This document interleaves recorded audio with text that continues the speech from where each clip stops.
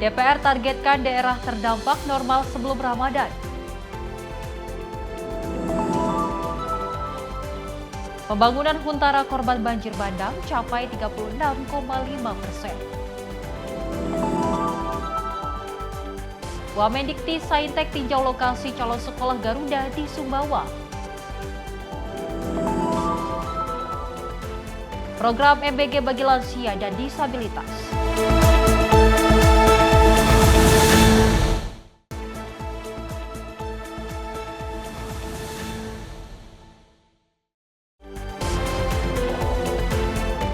Halo, selamat pagi pemirsa Simpo TV. Senang sekali rasanya menyapa Indonesia Pagi kembali hadir menemani Anda. Selain 4 informasi utama tadi, kami akan menghadirkan informasi menarik lainnya untuk Anda. Bersama saya Sally Sregar, ini dia menyapa Indonesia Pagi selengkapnya.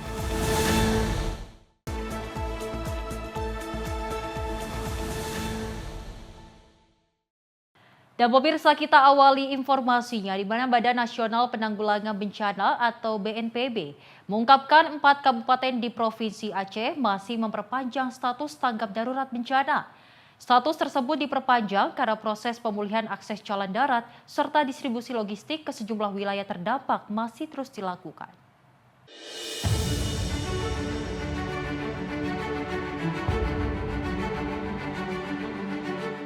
Kepala Pusat Data Informasi dan Komunikasi Kebencanaan BNPB Abdul Muhari menyampaikan, sebagian besar kabupaten di Aceh telah bergeser dari status tanggap darurat ke masa transisi darurat. Namun hingga saat ini Abdul menyebut masih terdapat 4 kabupaten yang memperpanjang status tanggap darurat, yaitu Aceh Tengah, Gayo Lues, Aceh Tamiang, dan Pidi Jaya.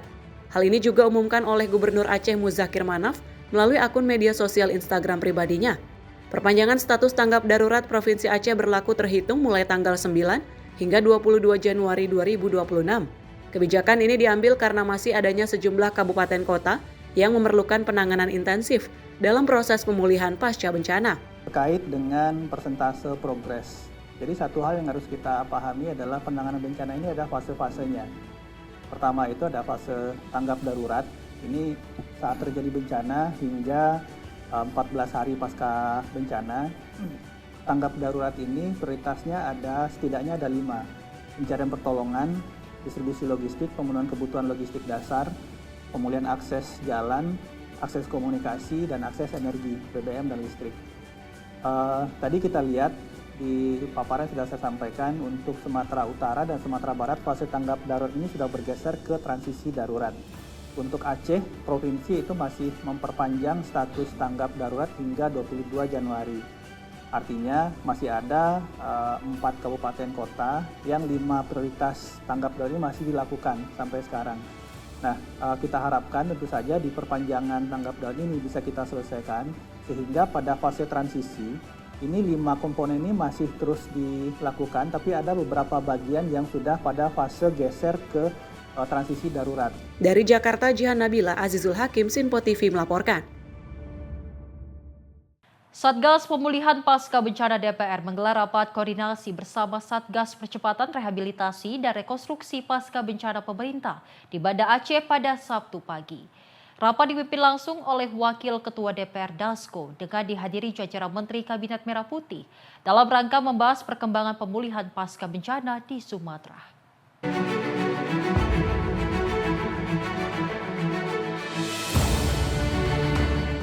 Satgas Pemulihan Pasca Bencana DPR kembali menggelar rapat koordinasi kedua bersama Satgas Percepatan Rehabilitasi dan Rekonstruksi Pasca Bencana Pemerintah di Banda Aceh pada Sabtu pagi.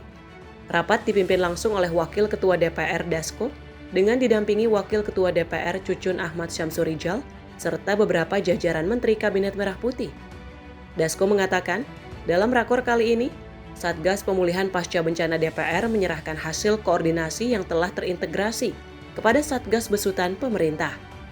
Dirinya menyebut, Satgas Pemulihan Pasca Bencana DPR nantinya hanya akan melakukan fungsi pengawasan. Bencana di Sumatera, terutama di Aceh, dan bagaimana kemudian menanganinya setelah itu. Dan setelah beberapa hari ini kemudian dari hasil rapat-rapat tersebut mungkin nanti akan dapat disampaikan laporannya. Dan kemudian setelah itu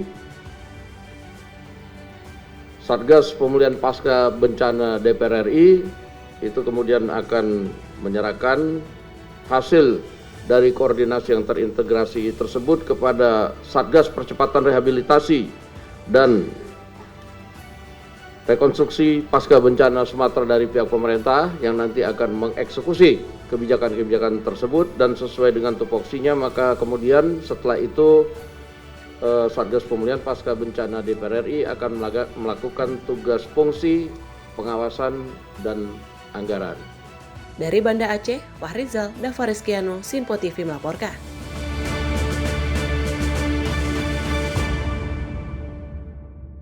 Pemirsa, Wakil Ketua DPR Dasko menargetkan roda pemerintahan di daerah terdampak bencana di Sumatera dapat berjalan normal sebelum memasuki Ramadan 2026.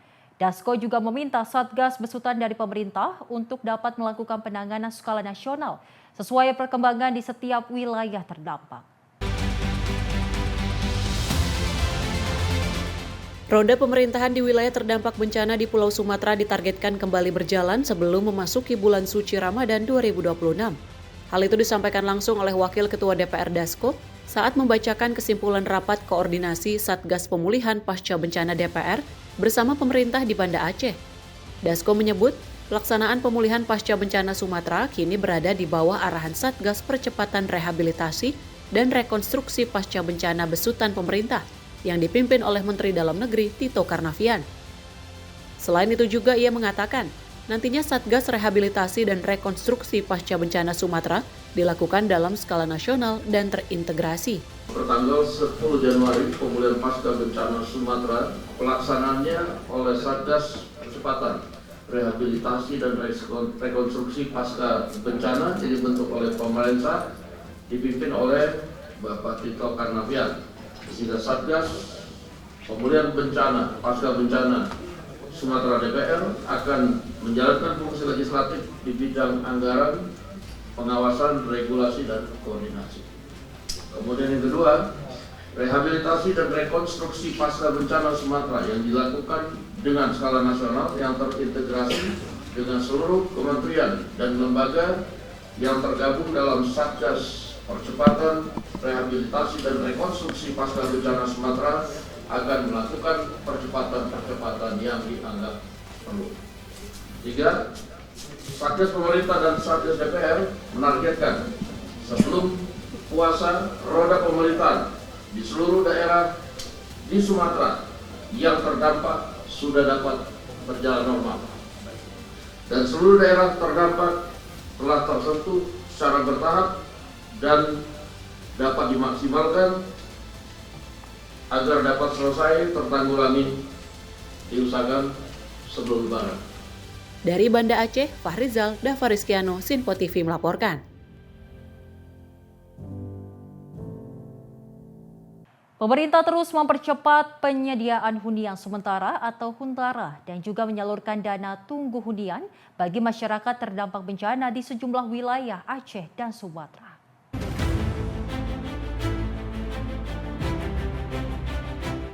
Dalam konvers update penanganan bencana Aceh Sumatera, Kepala Pusat Data Informasi dan Komunikasi Kebencanaan BNPB Abdul Muhari menjelaskan, hingga saat ini pembangunan hunian sementara atau Huntara terus berjalan di sejumlah titik terdampak bencana. Menurut Abdul, sebagian Huntara telah selesai dibangun seperti di Aceh Tamiang dan Aceh Utara dengan total sekitar 200 unit dan akan bertambah 200 yang ditargetkan rampung dalam waktu dekat. Secara keseluruhan, Abdul menjelaskan, saat ini terdapat sekitar 2.500 unit Huntara yang sedang dalam proses pembangunan di berbagai wilayah. Selain skema Huntara, BNPB juga menyiapkan dana tunggu hunian atau DTH bagi masyarakat yang memilih tidak menempati Huntara. DTH diberikan sebesar Rp600.000 per bulan per kepala keluarga untuk membantu biaya sewa atau tinggal sementara bersama keluarga kerabat. Untuk secara umum, bagi masyarakat yang akan masuk ke Huntara yang saat ini sedang berproses, total yang sedang dikerjakan termasuk yang sudah selesai di beberapa titik seperti di Tamiang dan Antara sudah selesai 200, kemudian sudah akan selesai lagi minggu ini sebanyak 200 unit, terus di beberapa titik Sumatera Barat juga sudah selesai beberapa puluh unit, tapi total yang sedang dikerjakan saat ini 2.500. Nah, selain dari saudara-saudara kita yang akan masuk ke Huntara, ini ada yang memilih tidak ke Huntara tapi menerima DTH. DTH ini dana tunggu hunian yang 600.000 per bulan per kakak. Ini sudah rekening disiapkan itu sudah 6.190 rekening dari total 15.000 yang disiapkan. Sisanya ini masih berproses validasi NIK, khususnya proses kita dengan Dukcapil. Nah, dari yang 6.190 ini itu sudah tersalur per hari ini 1.114 KK. Jadi yang 1.114 ini rekening sudah di tangan dan bisa mencairkan anggaran yang 600.000 per bulan per KK. Ini anggaran untuk kontrak rumah, dalam tanda kutip artinya mereka tidak masuk ke Huntara, memilih tidak ke Huntara, tetapi memilih untuk tinggal di rumah kerabat, saudara, atau mengontrak rumah. Dari Jakarta, Jihan Nabila, Azizul Hakim, Sinpo TV melaporkan. Warga Aceh Tamiang kini mulai menempati rumah sementara yang dibangun pemerintah pasca bencana. Mereka menyampaikan rasa syukur dan kebahagiaan atas hunian layak yang diterima. Warga Aceh Tamiang yang sebelumnya tinggal di tenda darurat, kini mulai menempati rumah sementara yang dibangun pemerintah melalui BUMN di Kompleks Rumah Hunian Danantara. Suasana penuh harap dan ceria tampak jelas dengan senyum orang tua dan tawa anak-anak yang bermain di halaman dan taman kompleks hunian. Anak-anak menikmati fasilitas bermain yang sebelumnya tidak ada di tenda pengungsian. Sementara orang tua lebih tenang mengawasi mereka. Rika Jahara, salah satu warga, menyampaikan rasa syukur dan bahagianya karena mendapat tempat tinggal yang layak setelah rumahnya hilang akibat bencana. Senang kali saya loh dek, senang ya Allah, senang kali. Rasanya jangan dipindah lagi loh dek. Terima kasih pemerintah udah dikasih kami tempat tinggal kami. Soalnya kita rumah nggak ada lagi. Ya Allah, terima kasih pemerintah. Hunian sementara dirancang fungsional dan nyaman, lengkap dengan tempat tidur, lemari, meja makan, kipas angin, meteran listrik mandiri, akses wifi, serta fasilitas pendukung seperti klinik kesehatan. Di belakang kami, ini ada klinik kesehatan. Tiap hari dan tanpa ada hari libur, baik anak kecil, bayi, sampai dengan lansia, dengan yang penyintas ataupun yang beresiko, termasuk ibu hamil. Program ini memberikan bukan sekedar tempat berteduh, tetapi juga ruang pemulihan bagi warga terdampak bencana, menghadirkan rasa aman dan harapan baru. Tim redaksi Sinpo TV melaporkan. Sementara itu, pemirsa, Menteri Perubahan dan Permukiman Marwarar Sirait mengatakan pembangunan hunian tetap untuk warga terdampak bencana dengan memperhatikan kriteria utama. Salah satu kriterianya adalah lokasi pembangunan hunian tetap harus bebas dari resiko banjir dan juga longsor. Menteri Perumahan dan Permukiman Marwarar Sirait menjelaskan bahwa dalam membangun hunian tetap bagi korban bencana harus memperhatikan beberapa aspek. Marwarar menyebut kriteria yang pertama ialah harus aman dari bencana banjir dan longsor. Sedangkan yang kedua, untuk pembangunan huntap nantinya tidak bermasalah secara hukum. Adapun untuk kriteria yang ketiga, pembangunan hunian tetap akan dilakukan harus dekat dengan ekosistem, seperti ladang warga serta dekat dengan sekolah untuk anak-anak. Oleh karena itu, dirinya menyatakan siap untuk segera membangun hunian tetap bagi warga terdampak bencana. Tadi saya sampaikan kepada Pak Prof. Dasko, juga Pak Tito, dengan arahan Presiden dan Pak Dasko yang kita bergerak cepat, kita sudah usulkan cukup banyak titik-titik di Aceh, Sumatera Utara, dan Sumatera Barat yang untuk hunian tetap. Dan prosesnya juga kita sudah siap dengan tim, dan saya pikir acara hari ini sangat efektif karena kita juga udah cari tempat-tempat yang nomor satu secara teknikal aman, artinya tidak banjir, tidak longsor. Yang kedua, yang secara hukum tidak bermasalah. Yang ketiga, juga itu harus dekat dengan ekosistem, seperti dengan ladangnya, dekat sekolah anak-anaknya, dan sebagainya. Dan kami dapat kerjasama yang baik. Saya pikir Pak Wagub bekerja dengan cepat dan efektif ya. Bupati-bupati juga sangat membantu.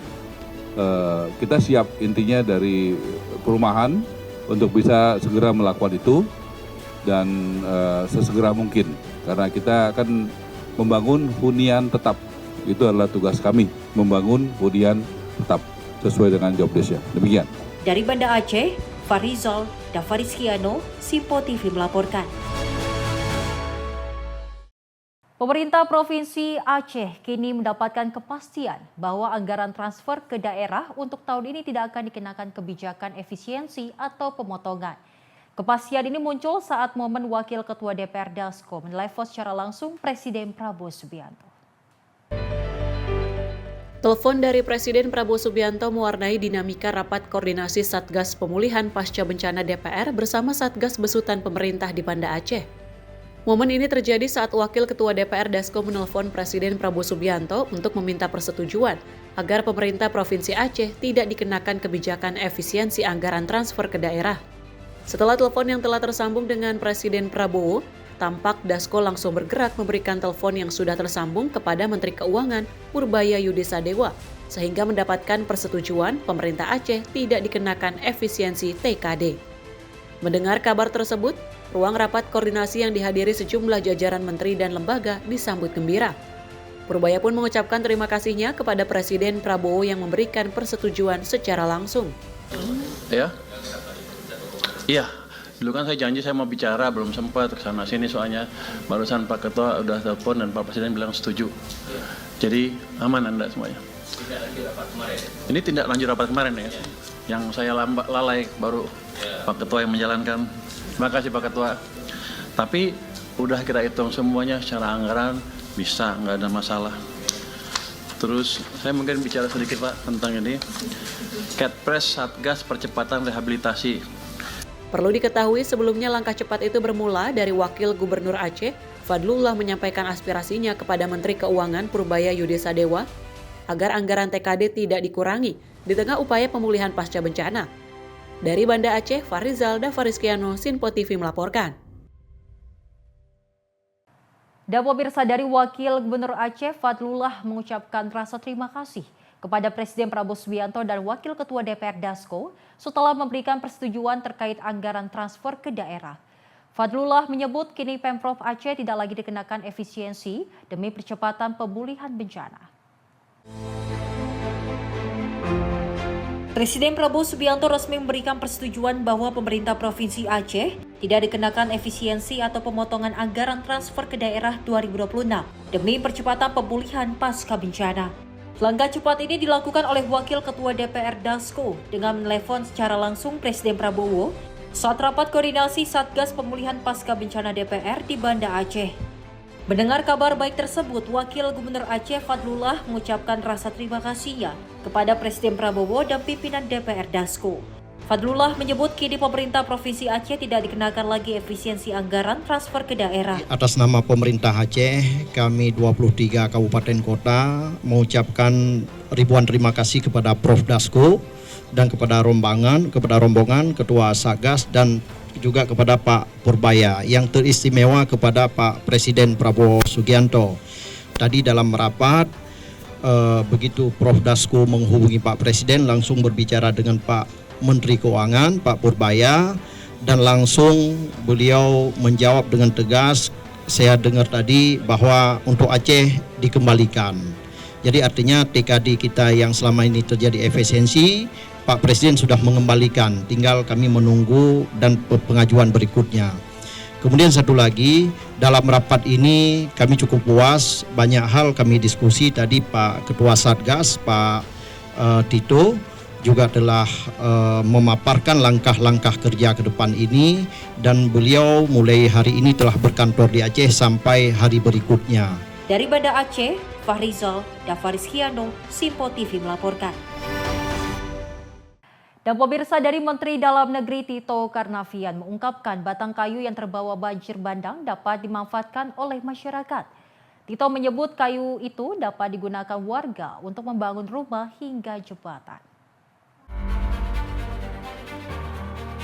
Pasca bencana di Sumatera terdapat banyaknya batang kayu yang terbawa banjir dan longsor. Menteri Dalam Negeri Tito Karnavian mengatakan, gelondongan-gelondongan kayu itu boleh dimanfaatkan oleh masyarakat. Nantinya dengan gelondongan kayu, warga dapat memanfaatkan untuk membuat rumah maupun jembatan.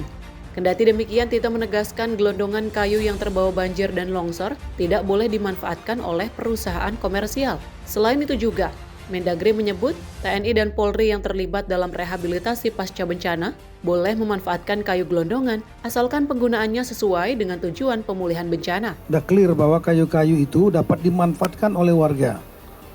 Misalnya untuk membangun rumah, pagar, dan lain-lain, jembatan, silakan. Yang nggak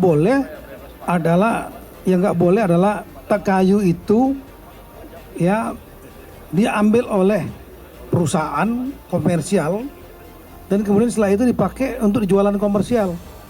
Jadi semuanya sepenuhnya boleh dipakai untuk warga, oleh TNI, oleh Polri dan lain-lain sepanjang untuk kepentingan membangun rehabilitasi pemulihan bencana tanpa komersial. Itu aja, masih. Dari Banda Aceh, Fahrizal Dafariskiano, Sinpo TV melaporkan. Pemirsa, Kemendagri sebut 11 kabupaten di Aceh terdampak bencana Sumatera sudah normal. Informasinya usai jeda, tetap bersama kami di Menyapa Indonesia Pagi.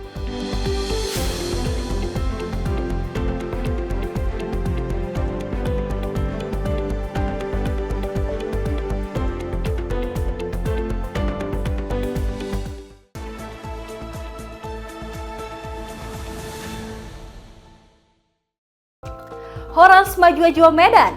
Untuk Anda yang berada di Bandar Baru, Sumatera Utara, kini Sinpo TV hadir di channel digital 28 UHF. Jangan lupa terus lakukan scan ulang secara berkala agar Sinpo TV hadir sebagai televisi terbaik di layar kaca Anda. Sinpo TV, referensi berita politik masa kini.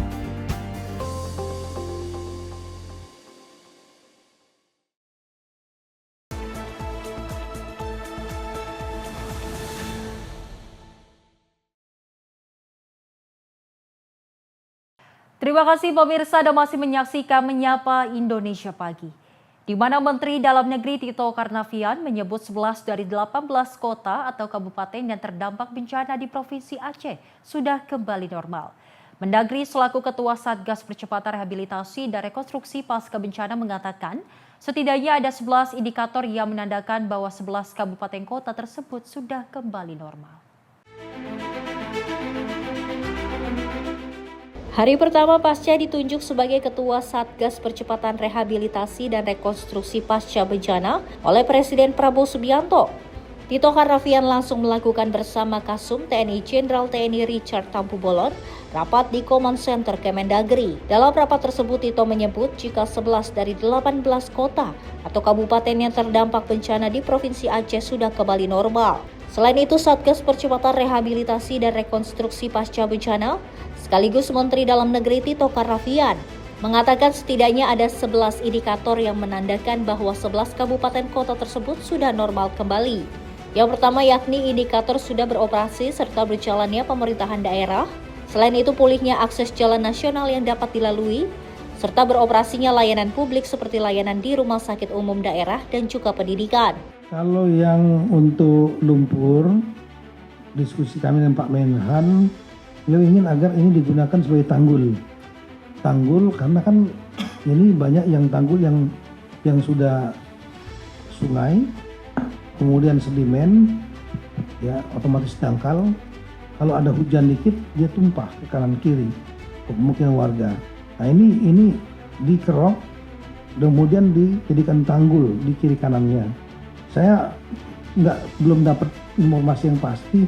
Ada yang dengar informasi, ada yang katanya ada yang mau membeli lumpurnya. Saya belum dapat informasi yang pasti A1 ya dalam bahasa kita itu belum. Tapi Pak Menhan berpendapat menyarankan supaya lumpurnya dipakai untuk dijadikan tanggul untuk memperkuat, jangan sampai nanti kalau ada banjir air lagi kemudian tumpah ke kiri kanan gitu. Kalau untuk pemanfaatan kayu itu lebih banyak mungkin diprioritaskan untuk pembangunan rumah-rumah hunian tetap nantinya itu. Mendagri menambahkan jika pemulihan ekonomi juga menjadi penanda normalnya kembali pemerintahan dan kehidupan masyarakat. Dari Jakarta, Dio Malau, Sinpo TV melaporkan. Satuan Tugas Percepatan Rehabilitasi dan Rekonstruksi Pasca Bencana Sumatera menggelar rapat perdana di kantor Kementerian Dalam Negeri. Satgas yang diketuai Mendagri Tito Karnavian ini akan bekerja mengontrol dan mengkoordinasikan pemulihan di daerah terdampak bencana, khususnya pemulihan infrastruktur, fasilitas umum, hingga pelayanan publik. Satuan Tugas Percepatan Rehabilitasi dan Rekonstruksi Pasca Bencana Sumatera menggelar rapat perdana di kantor Kementerian Dalam Negeri. Ketua Satgas Tito Karnavian mengatakan, rapat perdana bersama anggota Satgas dan kementerian terkait merupakan brainstorming awal untuk memetakan situasi 1 bulan pasca bencana yang melanda 3 provinsi di Sumatera. Tito menjelaskan sejak awal pemerintah pusat dan pemerintah daerah telah menerjunkan kekuatan untuk membantu dan memenuhi kebutuhan para korban bencana Sumatera, pemenuhan kebutuhan energi hingga pemulihan akses jalan ke daerah-daerah yang terdampak. Saat ini dari 52 kabupaten kota yang terdampak, sebagian besar sudah kembali normal, yang ditandai dengan pemerintahan yang mulai berjalan, akses jalan nasional yang mulai bisa dilalui, hingga aktivitas ekonomi yang berangsur pulih. Sementara 15 kabupaten masih perlu penanganan khusus. Intinya lah kita membaca atau memetakan situasi saat ini setelah tanggap darurat beberapa daerah. Ada yang sudah selesai, ada juga yang masih melanjutkan tanggap darurat untuk 15 hari ke depan. Dan kemudian kita juga membicarakan mengenai apa yang akan kita kerjakan dalam rangka melaksanakan tugas ini. Yang pertama lah, kita tahu bahwa ada 52 kabupaten kota yang terdampak, ya, dari 3 provinsi. Nah, dari 52 kabupaten kota yang terdampak ini, sejak awal Bapak Presiden langsung melakukan mobilisasi untuk kecepatan menanggapi keadaan darurat yang disebut tanggap darurat, baik oleh pemerintah setempat, kekuatan setempat, TNI Polri dari daerah terdampak, juga mobilisasi dari luar daerah, dari pasukan TNI Polri, kemudian Basarnas, BNPB, Kementerian Kesehatan, kemudian Kementerian PU, dan Antara, ya, untuk membangkitkan energi, membangun jembatan, akses darat yang paling utama sekali, sambil membantu korban, menyiapkan tenda, dapur umum, percepatan untuk pembangunan akses darat, connectivity, yang semuanya sudah dilakukan lebih kurang lebih dari sebulan. Tito memastikan Satgas yang ia pimpin akan bekerja secepat-cepatnya untuk memulihkan keadaan sesuai instruksi Presiden Prabowo Subianto. Dari Jakarta, Dio Malau, Simpo TV melaporkan. Masih dari Menteri Dalam Negeri Tito Karnavian, pemirsa meminta 5.000 personil tambahan dari Polri dan 10.000 personil TNI untuk membersihkan lumpur pasca bencana di Sumatera. Langkah ini pemirsa agar pembersihan lumpur perlu dipercepat khususnya di sungai-sungai dan juga daratan. Pemerintah kini telah resmi membentuk Satgas Percepatan Rehabilitasi dan Rekonstruksi Pasca Bencana Sumatera. Satgas tersebut dipimpin langsung oleh Menteri Dalam Negeri Tito Karnavian.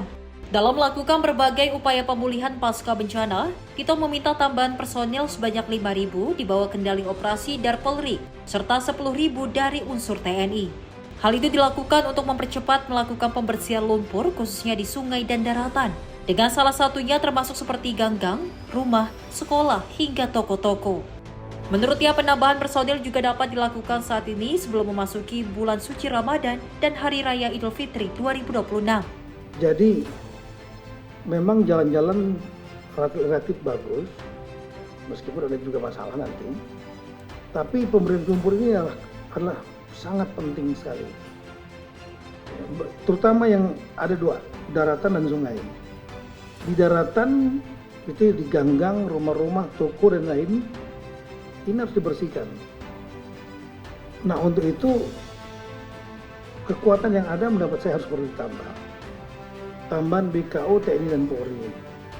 Saya waktu di Hambalang saya sampaikan kepada Pak Kapolri, bisa nggak kita ditambah 5.000 lagi. Kemarin waktu itu beliau nambah 1.000 sebelum Nataru.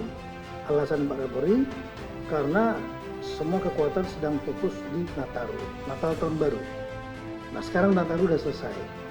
Mumpung sebelum Lebaran, saya ulangi sebelum Ramadan, kalau Ramadan capek nanti kerja. Fisik ini katanya fisik ini. Jadi harus digenjot di time window ini, di periode waktu ini.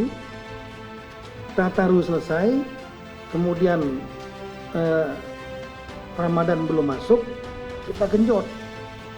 Saya minta ke Pak Kapolri, saya sampaikan mohon dukungan Satgas DPR, paling nggak 5.000 lah. 5.000 nanti daerahnya di mana nanti kita lihat tadi petanya. Dan kemudian saya menyampaikan juga pada Pak Maruli, kira-kira bisa nggak 10.000 sebenarnya? Karena kalau cuma 1.000 aja tenggelam. Kami aja kemarin ngirim 1.200 Praja IPDN itu hanya bisa fokus di tempat-tempat ke dinas-dinasnya di Tamiang saja. Kita belum melihat di Aceh Timur masalah, Gaya Luas ada masalah, nanti kita akan lihat. Dari Banda Aceh, Farizal Davariskiano, Simpo TV melaporkan. Satuan Tugas Rehabilitasi Pasca Bencana Sumatera berencana memanfaatkan lumpur sisa banjir dan longsor serta gelondongan kayu untuk merehabilitasi lokasi terdampak bencana. Ketua Satgas Rehabilitasi Tito Karnavian menyebut sudah berkomunikasi dengan Menteri Pertahanan Safri Samsudin terkait pemanfaatan lumpur tersebut. Satgas Rehabilitasi Pasca Bencana Sumatera berencana memanfaatkan lumpur sisa banjir dan longsor serta gelonggongan kayu untuk merehabilitasi lokasi terdampak bencana. Ketua Satgas Rehabilitasi sekaligus Menteri Dalam Negeri, Tito Karnavian menyebut sudah berkomunikasi dengan Menteri Pertahanan Safri Samsudin terkait pemanfaatan lumpur tersebut. Tito mengatakan tanggul dari sedimen lumpur itu diharapkan bisa menjadi tembok penghalang apabila terjadi bencana serupa. Sementara kayu gelonggongan Tito menyebut ingin dimanfaatkan sebagai bahan pembangunan hunian tetap. Kalau yang untuk lumpur, diskusi kami dengan Pak Menhan, beliau ingin agar ini digunakan sebagai tanggul. Tanggul karena kan ini banyak yang tanggul yang sudah sungai, kemudian sedimen, ya otomatis dangkal. Kalau ada hujan dikit dia tumpah ke kanan kiri ke pemukiman warga. Nah ini dikerok kemudian dijadikan tanggul di kiri kanannya. Saya belum dapat informasi yang pasti. Ada yang dengar informasi, ada yang katanya ada yang mau membeli lumpurnya. Saya belum dapat informasi yang pasti A1 ya dalam bahasa kita itu belum. Tapi Pak Menhan berpendapat menyarankan supaya lumpurnya dipakai untuk dijadikan tanggul untuk memperkuat, jangan sampai nanti kalau ada banjir air lagi kemudian tumpah ke kiri kanan gitu. Kalau untuk pemanfaatan kayu itu lebih banyak mungkin diprioritaskan untuk pembangunan rumah-rumah hunian tetap nantinya itu. Di samping itu juga masih sudah sekarang pun sudah banyak dimanfaatkan oleh masyarakat. Saya sudah melihat sendiri di Langkahan yang red juga longkop ya, yang banyak kayu-kayu itu sudah banyak dipakai masyarakat untuk ada yang memperbaiki rumahnya, dipotong-potong, ada yang juga yang untuk bangun pagarnya, kemudian juga untuk perbaikan masjid, untuk perbaikan sekolah, dan sarana-sarana publik lainnya. Tito mengungkapkan selain hunian tetap, kayu-kayu gelonggongan juga saat ini sudah mulai digunakan warga untuk memperbaiki rumah maupun tempat ibadah yang rusak akibat diterjang banjir dan longsor. Dari Jakarta, Dio Malau, Simpo TV melaporkan. Dan pemirsa, pembangunan hunian sementara atau huntara bagi korban banjir bandang di Kabupaten Agam, Sumatera Barat terus dilakukan oleh TNI Angkatan Darat. Hingga Kamis 8 Januari 2026, progres pembangunan huntara telah mencapai 36,5%. Prajurit TNI Angkatan Darat terus mempercepat pembangunan hunian sementara bagi masyarakat terdampak banjir bandang di Corong Kayu Pasak, Nagari Salareh Aya, Kecamatan Palembayan, Kabupaten Agam, Sumatera Barat. Di lokasi pembangunan, prajurit TNI AD bersama unsur terkait melaksanakan berbagai tahap pekerjaan, mulai dari pengecoran lantai barak, pembentukan kondisi tanah atau cut and fill, hingga pemasangan rangka baja ringan dan dinding GRC. Pembangunan Huntara melibatkan Babinsa Kodim 0304 Agam, personil Yon TP 897 SG, BNPB, Dinas Pekerjaan Umum, serta tenaga tukang sipil. Huntara dibangun di atas lahan seluas 85 kali 64 meter dengan kapasitas 117 kepala keluarga. Secara keseluruhan akan dibangun 24 barak dengan total 117 unit hunian dan ditargetkan selesai dalam waktu 4 pekan. Tim redaksi Sinpo TV melaporkan.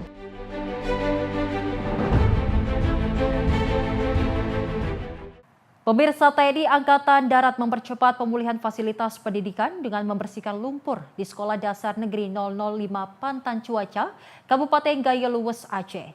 Kegiatan ini dilakukan agar proses belajar mengajar dapat segera kembali berjalan normal pasca bencana hidrometeorologi.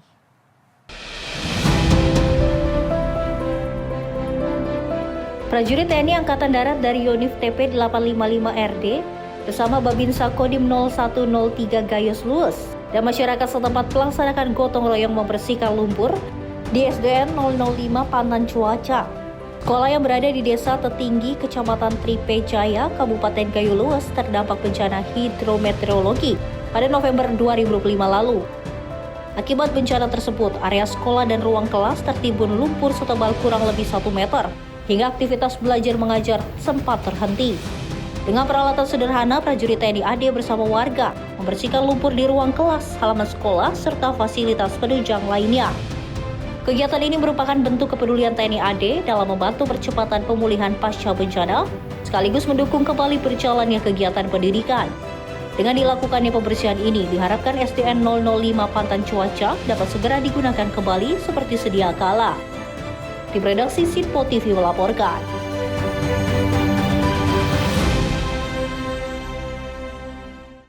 Sementara itu, pemirsa, SDN 1 Karangbaru di Aceh Tamiang kini kembali bersih dan rapi setelah sebelumnya tertimbun oleh lumpur.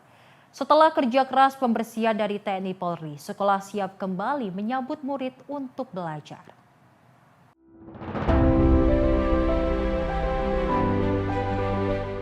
SD Negeri 1 Karangbaru di Kabupaten Aceh Tamiang kini kembali bersih setelah sebelumnya rusak akibat banjir bandang pada November lalu. Meski bekas ketinggian air masih terlihat di dinding sekolah, lantai ruang kelas sudah tampak bersih dan mengkilap, menandakan proses pembersihan berjalan optimal. Area lapangan sekolah juga sudah bebas dari lumpur tebal yang sempat menutupi seluruh permukaan. SD Negeri 1 Karangbaru termasuk salah satu dari 2.756 sekolah di Aceh yang terdampak banjir, dengan sisa timbunan lumpur dan material banjir yang sempat mengganggu kegiatan belajar. Pemerintah bergerak cepat memulihkan fasilitas pendidikan agar bisa digunakan pada semester genap yang dimulai pekan ini. Personel TNI dan Polri turut membantu membersihkan lingkungan sekolah dengan mengeruk lumpur menggunakan skop dan mengangkutnya ke lokasi pembuangan. Tim redaksi Sinpo TV melaporkan. Informasi lainnya, pemirsa, di mana prajurit TNI Angkatan Darat terus menunjukkan komitmen dalam membantu percepatan pemulihan pasca bencana melalui pembangunan hunian sementara bagi masyarakat terdampak banjir bandang di Corong Kayu Pasak, Nagari Salareh Aya, Kecamatan Palembayan, Kabupaten Agam, Sumatera Barat.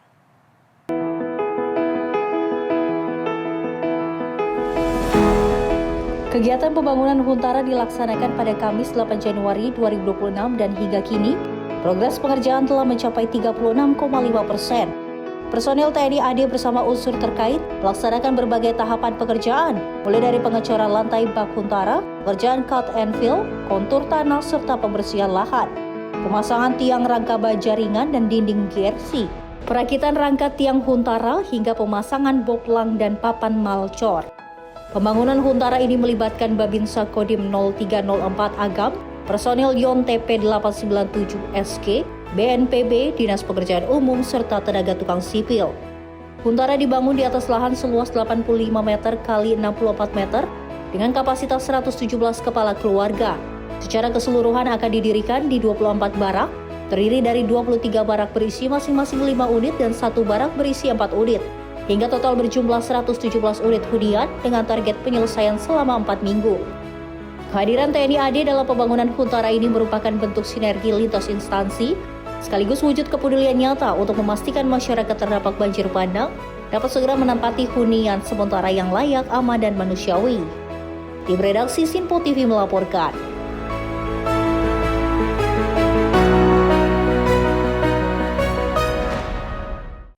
Pemerintah terus mempercepat pemulihan pasca bencana melalui peningkatan layanan energi serta kebijakan diskon listrik bagi wilayah terdampak. Langkah ini pemirsa dilakukan untuk mendukung kembali pergerakan aktivitas ekonomi masyarakat pasca bencana Aceh dan Sumatera.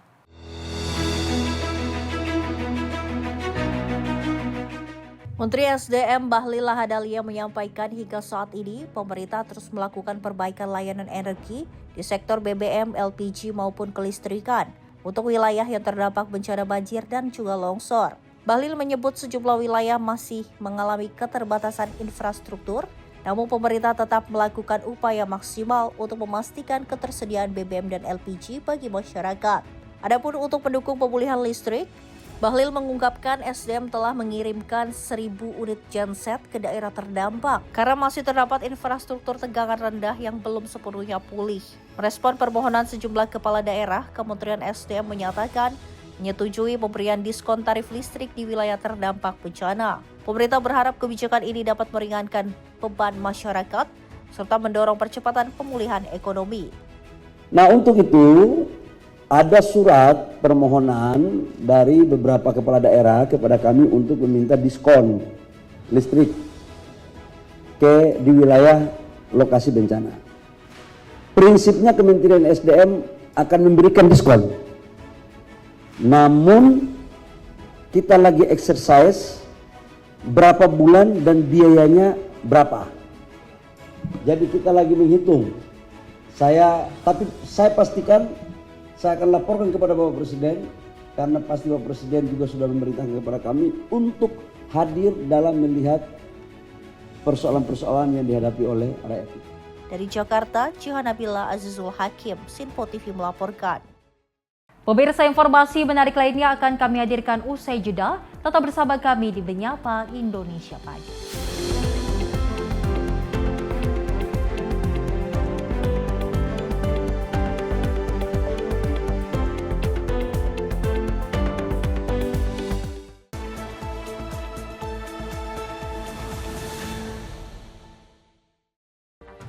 Rangkaian peristiwa penting kami hadirkan untuk menemani sore hari Anda.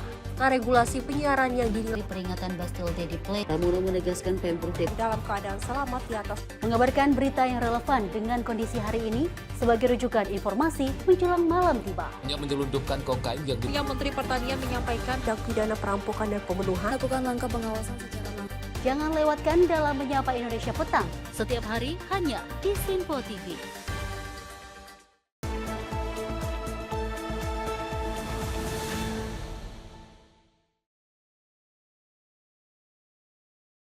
Masih bersama kami pemirsa dalam Menyapa Indonesia Pagi bersama saya Sally Sregar.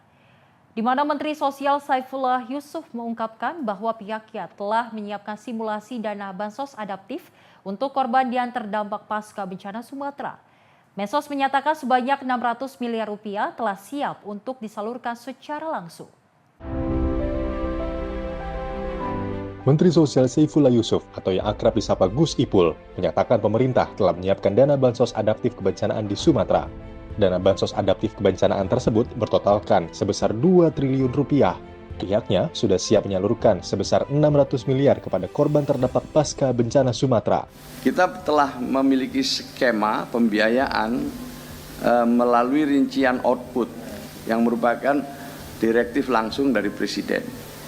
Kami sudah simulasi, kita sudah siapkan dana-dananya untuk kebutuhan ahli waris dan korban luka, ada 17 miliar lebih, untuk jaminan hidup lebih dari 326 miliar, kemudian isian Huntara dan Huntap sudah kami siapkan 169 miliar, dan pemberdayaan ekonomi kami sudah ada siap 141 miliar. Dari simulasi ini sebenarnya kebutuhannya 2 triliun, tetapi yang sudah siap sekarang untuk disalurkan lebih dari 600 miliar. Kami sudah lapor kepada Kementerian Keuangan, nanti memohon persetujuan Pak Mendagri, insya Allah pada tahap berikutnya akan dicukupi kebutuhan-kebutuhan dana untuk bansos adaptif kebencanaan. Dari Banda Aceh, Fahrizal Dafariskiano, Simpo TV melaporkan. Dan pemirsa, dari Wakil Menteri Pendidikan Tinggi, Sains dan Teknologi Stella Christy meninjau lokasi SMA Garuda di Kabupaten Sumbawa, Nusa Tenggara Barat. Pemerintah terus memperkuat komitmen untuk menyeimbangkan akses pendidikan berkualitas melalui program hasil terbaik cepat Sekolah Garuda. Hal ini ditunjukkan Wakil Menteri Pendidikan Tinggi, Sains dan Teknologi Stella Christy saat meninjau kesiapan 2 lokasi calon lahan sekolah Garuda di Kabupaten Sumbawa, Nusa Tenggara Barat. Wamen Stella menegaskan bahwa sekolah Garuda merupakan bentuk keseriusan Presiden dalam memastikan setiap anak bangsa memperoleh pendidikan yang benar-benar bermutu dan berdaya saing global. Melalui sekolah Garuda, pemerintah menargetkan lahirnya lulusan berprestasi yang mampu melanjutkan pendidikan ke perguruan tinggi ternama, baik di dalam maupun luar negeri.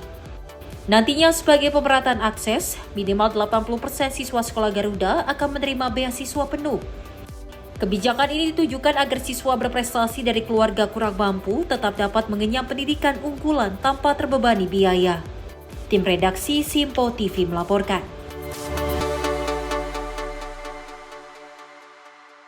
Ribuan jiwa korban banjir bandang di Halmahera Barat, Maluku Utara masih bertahan di pengungsian akibat rumahnya telah rusak. Pemprov Maluku Utara menyebutkan banjir disebabkan tersumbatnya aliran sungai hingga menyebabkan ratusan rumah rusak.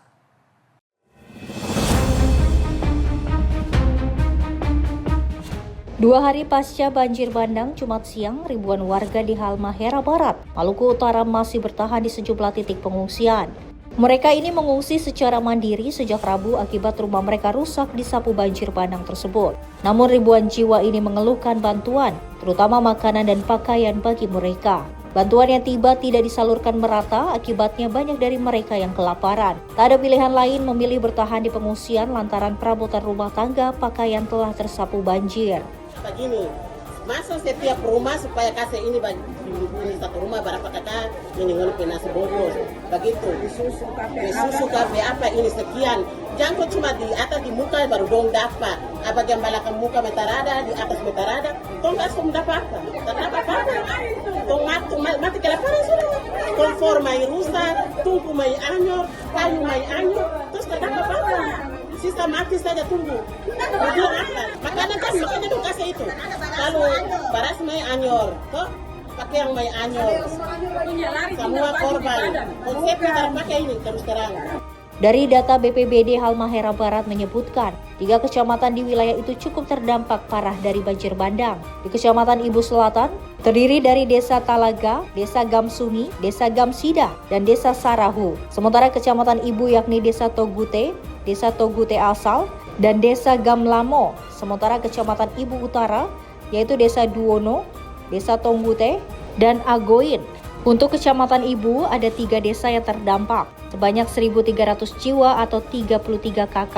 Untuk Tonggute Ternate yang mengungsi mandiri ada 1.000 jiwa. Rumah rusak berat 11 rumah. Untuk rusak ringan sebanyak 100 rumah. Desa Tonggute Asal yang terdampak sebanyak 97 jiwa, di mana ada 59 KK.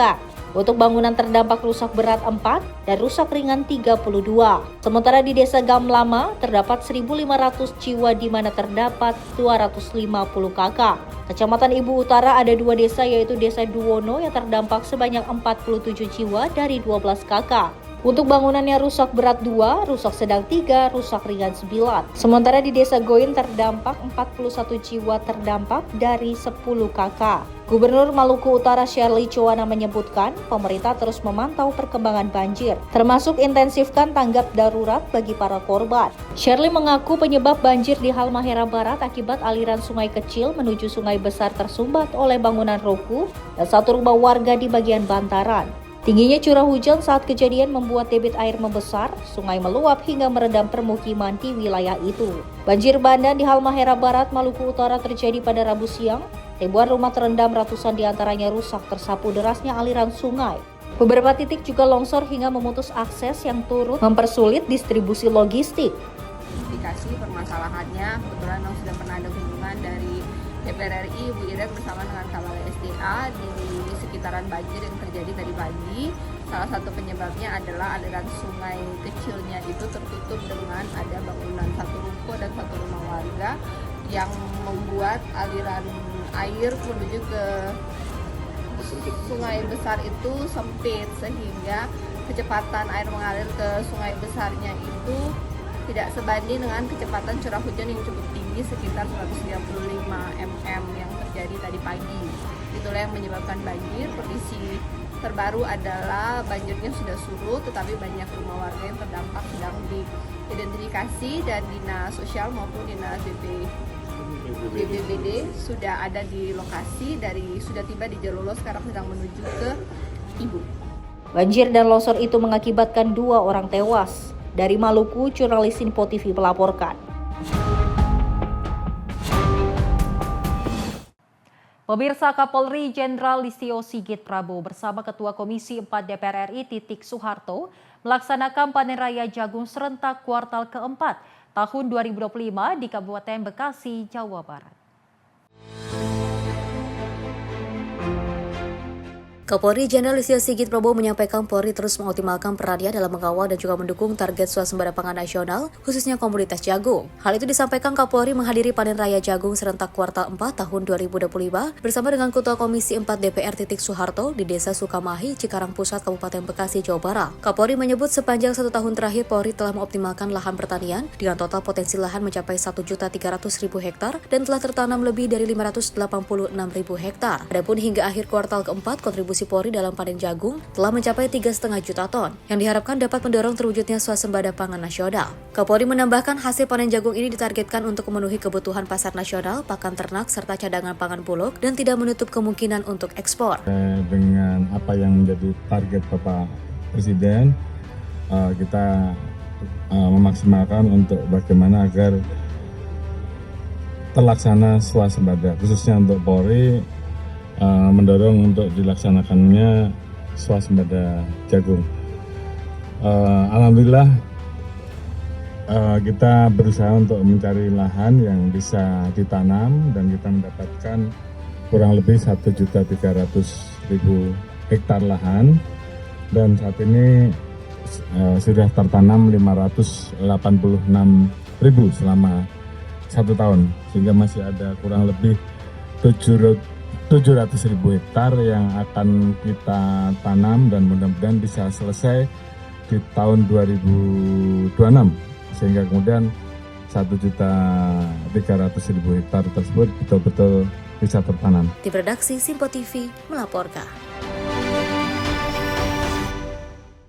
Kita beralih ke informasi peristiwa pemirsa di mana sekelompok kawanan remaja terekam CCTV menyerang toko kelontong dan sejumlah remaja yang sedang nongkrong dengan menggunakan senjata tajam di Takalar, Sulawesi Selatan. Akibat penyerangan tersebut, 2 orang remaja mengalami luka akibat terkena sabetan senjata tajam. Rekaman kamera pengawas atau CCTV ini memperlihatkan aksi penyerangan yang dilakukan 9 kawanan remaja dengan menggunakan senjata tajam di salah satu toko kelontong di Kelurahan Kalabeirang, Kecamatan Patalasang, Kabupaten Takalar, Sulawesi Selatan. Para pelaku tiba-tiba menyerang sejumlah remaja yang sedang nongkrong di depan toko dan melakukan pengrusakan barang hingga sepeda motor korban menggunakan senjata tajam. Akibatnya 2 orang korban mengalami luka bekas sabetan senjata tajam dan langsung dilarikan ke rumah sakit di Kabupaten Takalar. Usai penyerangan pada 22 Desember 2025 lalu, polisi melakukan penyidikan dan juga berhasil meringkus 4 dari 9 terduga pelaku bersama dengan barang bukti sepeda motor dan senjata tajam yang diduga digunakan pelaku menyerang dan menganiaya korban. Keempat pelaku masing-masing AS 21 tahun, DN 18 tahun, AW 18 tahun, dan SU 19 tahun. Ironisnya, motif penyerangan karena ingin balas dendam namun salah sasaran. Di hadapan petugas, salah satu pelaku mengaku melakukan penyerangan karena sakit hati setelah salah seorang rekannya diduga dipukuli oleh sejumlah remaja. Petugas Satreskrim Polres Takalar yang menangkap pelaku mengatakan para pelaku berboncengan sepeda motor dan berkeliling mencari lawan. Para pelaku ini berboncengan 2 dan 3 sebanyak 5 motor mencari lawang atau dia keliling patroli. Apabila dia menemukan orang, dia langsung menegur atau mendekati. Setelah itu yang menjadi korban ini? Yang menjadi korban ada 2 orang yang luka. 2 orang korban. Lukanya pada bagian apa saja tuh? Lukanya pada bagian kepala dan kaki. Pelaku ini mengejar korban sehingga mengayunkan parahnya di atas motor, kemudian menendang sehingga korban terjatuh, dan setelah terjatuh para pelaku melakukan penayangan dengan cara memarahi. Polisi hingga kini masih mengejar pelaku lain yang diduga ikut melakukan perusakan toko disertai penganiayaan. Akibat perbuatannya, keempat pelaku kini dijerat dengan pasal 521 dan 262 ayat 2 KUHP baru tentang perusakan dan penganiayaan secara bersama-sama dengan ancaman hukuman 7 tahun penjara. Dari Takalar, Sulawesi Selatan, jurnalis Tempo TV melaporkan. Akibat terlilit hutang, seorang asisten rumah tangga di Kabupaten Serang, Banten tega menculik anak majikannya yang masih berusia 1 tahun. Pelaku kemudian berencana meminta uang tebusan belasan juta rupiah kepada orang tua korban.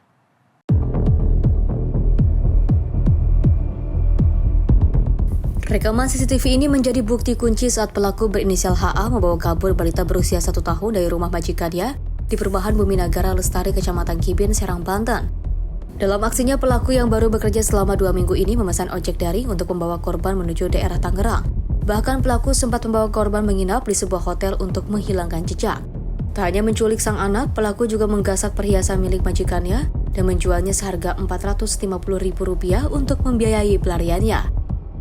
Tim Opsnal Unit Reskrim Polsek Cikande yang juga menerima laporan langsung melakukan pengejaran. Hasilnya pelaku berhasil ditangkap tanpa perlawanan di rumah saudaranya di wilayah Kabupaten Tangerang. Dari hasil pemeriksaan, pelaku mengaku sudah merencanakan aksi ini untuk meminta tebusan sebesar 10 juta rupiah. Uang tersebut rencananya akan digunakan untuk melunasi utang pribadinya yang mencapai 10.500.000 rupiah. Awalnya orang tua korban ini dua-duanya kan kerja di salah satu perusahaan. Sekitar pukul 16.30 ketika pulang mendapati anak dan asisten rumah tangganya itu sudah tidak ada di rumah. Kemudian si korban menghubungi ke nomor HP asisten rumah tangganya, nggak bisa dihubungi. Dengan rasa kekhawatiran, akhirnya lapor ke Polsek Cikande. Nah, berbekal informasi yang didapatkan, kita melakukan penyelidikan dan melakukan pengejaran sampai ke Tangerang. Nah, alhamdulillah besok harinya kita telah melakukan penyelidikan secara intensif, akhirnya bisa menemukan. Untuk dugaan motif sementara? Sementara motifnya itu karena dia itu terlilit utang. Nah, ada niatan untuk meminta sejumlah uang, karena kebetulan si pelaku ini, terduga pelaku ini terlilit utang, menurut pengakuannya sekitar 10.500.000 gitu. Selama 1 hari itu pelaku membawa korban kemana aja tuh? Pelaku membawa korban di Tangerang, di wilayah Tangerang, dan sempat menginap di salah satu hotel. Kini balita tersebut telah dikembalikan ke pelukan orang tuanya dalam kondisi sehat. Sementara pelaku harus mendekam di balik jeruji besi dan kasusnya kini ditangani unit PPA Satreskrim Polres Serang. Dari Serang, Banten, jurnalis Tempo TV melaporkan. Dan pemirsa, seorang wanita muda ditemukan tewas di dalam kamar kos di Jalan Letnan Arsyad Raya, Kelurahan Kayu Ringin Jaya, Kota Bekasi, Jawa Barat. Polisi melakukan olah tempat kejadian perkara dan membawa jenazah korban ke Rumah Sakit Polri untuk dilakukan otopsi.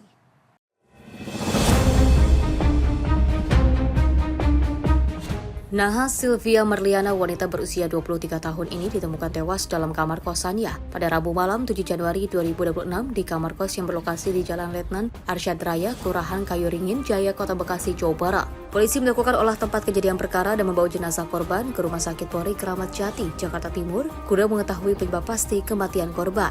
Salah seorang warga menyebut kehadiran petugas kepolisian telah terlihat sejak sekitar pukul 10 malam karena banyak anggota polisi berada di area kosan. Menurut warga, korban merupakan penghuni baru dan jarang berkomunikasi dengan warga maupun tetangga sekitar, sehingga warga tidak mengetahui aktivitas keseharian korban. Berarti semalam tuh rame, ada orang di kosan itu. Rame, pada lihat. Saya setelah ngaji sih langsung tidur, udah jam 10 kira-kira setengah 11 lah. Rame lah di sini, saya udah tidur, mungkin suami doang ya. Berarti dapat cerita dari suami kalau itu katanya pembunuhan. Korbannya apa jenis kelaminnya? Perempuan. Masih muda berarti ya? Itu kos-kosannya tuh apa sih campuran gitu, cowok cewek gitu? Iya. Dugaannya berarti pembunuhan. Pembunuhan dugaan. Tapi setelah dengan adanya dugaan pembunuhan ini bagaimana perasaan? Ya. Takut kaget juga takut. Saya juga dengar dari anak saya pas udah mau subuh ya, berangkat mau sekolah pun ada kejadian pembunuhan di mana katanya, di kos-kosan gitu. Jadi nggak tahu, kan bunuh udah tidur gitu. Gitu aja saya katanya aja gitu, nggak tahu cerita banyak. Tapi yang jelas wanita Bu ya? Wanita. Kasat Reskrim Polres Metro Bekasi Kota mengatakan saat pemeriksaan di tempat kejadian perkara, petugas menemukan 1 botol cairan pembersih lantai. Namun temuan tersebut masih dalam pendalaman penyidik untuk mengetahui apakah cairan tersebut dikonsumsi korban atau terdapat unsur tindak pidana. Saya ingin menjelaskan terkait dengan adanya peristiwa penemuan jenazah, yaitu inisial SM, yang terjadi pada tanggal 8 Januari 2026. Kronologi awalnya sekitar pukul 20.26 WIB, saksi Agus Sunandar yang mengaku sebagai keluarga dari korban diminta untuk datang ke TKP atas permintaan ibu kandung dari korban. Dikarenakan korban tidak bisa dihubungi sejak siang. Lalu sesampainya di TKP, saksi Agus Sunandar menggedor pintu kamar kos dari korban, akan tetapi tidak ada jawaban. Kemudian saksi Agus Sunandar meminta kepada saksi Dede Rahmat Hidayat sebagai pengurus kos untuk mengecek dan membuka pintu kamar kos. Pada saat saksi Agus Sunandar dan saksi Dede mengecek kamar kos korban, ternyata pintu kamar dalam keadaan terkunci. Akhirnya saksi membuka pintu kamar kos menggunakan kunci duplikat. Pada saat pintu terbuka, saksi melihat korban sudah dalam keadaan tidak bernyawa. Terhadap korban sudah dilakukan otopsi. Ini dilakukan atas persetujuan keluarga untuk mengetahui penyebab kematian. Nah, sampai dengan hari ini, keluarga korban sudah membawa laporan polisi ke Polres Metro Bekasi Kota. Dan sampai dengan hari ini, kami masih melakukan upaya untuk mendalami penyebab kematian. Di TKP kamar kos yang bersangkutan dari korban ini ditemukan 1 botol pembersih lantai. Cuman saya belum berani menyimpulkan bahwa itu dia yang bersangkutan minum cairan itu. Kasus penemuan mayat wanita muda ini masih dalam penanganan Polres Metro Bekasi Kota bersama dengan Polsek Bekasi Selatan. Dari Bekasi, Jawa Barat, jurnalis Info TV melaporkan. Dan pemirsa, dari Komisi 3 DPR RI menggelar rapat dengar pendapat umum Panja Kepolisian, Kejaksaan, dan Pengadilan pada Kamis 8 Januari 2026. Rapat ke-11 tersebut dihadirkan 2 ahli, yakni Muhammad Ruliandi, ahli hukum tata negara, dan Andrianus Meliala, ahli bidang kriminologi dan kepolisian.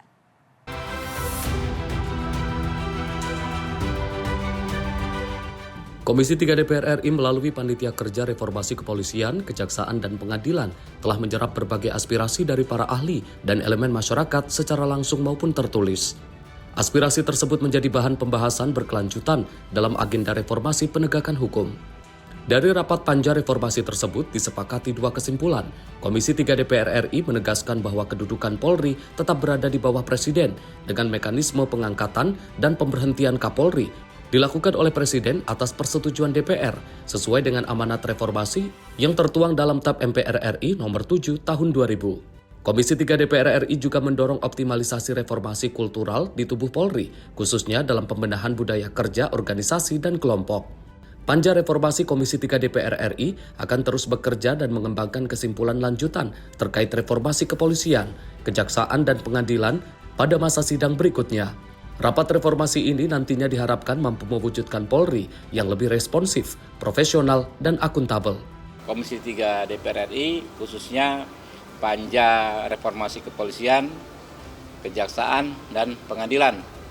Nah, karena ini kan simultan terus, jadi atas kesepakatan teman-teman ada dua kesimpulan awal ya, dua kesimpulan yang sudah kita sampaikan. Bukan berarti nanti tidak ada kesimpulan yang lain kan, yang soal kejaksaan, pengadilan, dan juga detailing soal reformasi di Polri akan ada kesimpulan lain berkembang ya. Tadi kesimpulan yang pertama adalah tadi sudah dibacakan ya sebetulnya ya, teman-teman tinggal ambil saja filmnya. Komisi 3 DPR RI melalui panja reformasi kepolisian RI, kejaksaan RI, dan pengadilan menegaskan bahwa kedudukan Polri tetap berada di bawah Presiden serta mekanisme pengangkatan dan pemberhentian Kapolri oleh Presiden dengan persetujuan DPR RI, dan ini sejalan dengan amanat reformasi ya, sebagaimana tertuang dalam pasal 7 ayat 2 dan ayat 3 TAP MPR RI nomor 7 tahun 2000. Yang kedua, Komisi 3 DPR RI melalui panja reformasi ya mendorong optimalisasi pelaksanaan reformasi kultural ya di tubuh Polri, khususnya terkait budaya kerja organisasi dan kelompok yang mendukung terciptanya Polri yang responsif, profesional, dan akuntabel. Ya, nanti di masa sidang ya kita juga akan terus panja ini akan terus bekerja ya. Nanti kita updating lah ke teman-teman. Dari Jakarta, Fani Davariskiano, Sinpo TV melaporkan.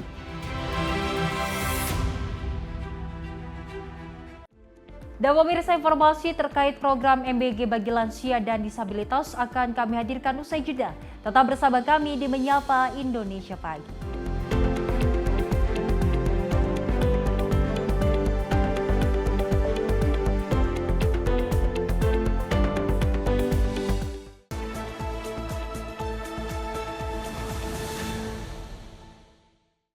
Apa saja peristiwa terhangat yang akan menemani Anda di waktu istirahat siang? Penting dengan Perdana Menteri Malaysia Anwar Ibrahim. Polisi menyita barang bukti dan beroperasi di Terminal 1B. Ia menyebut GBN bukan sekedar pameran. Beragam isu dan kejadian yang sedang menjadi sorotan kami sajikan secara aktual dan terpilih. Dan Wakil Ketua DPR RI Dasko ke masyarakat. Sebelumnya semua portal secara serentak. Jangan lewatkan Menyapa Indonesia Siang setiap Senin hingga Jumat hanya di Sinpo TV.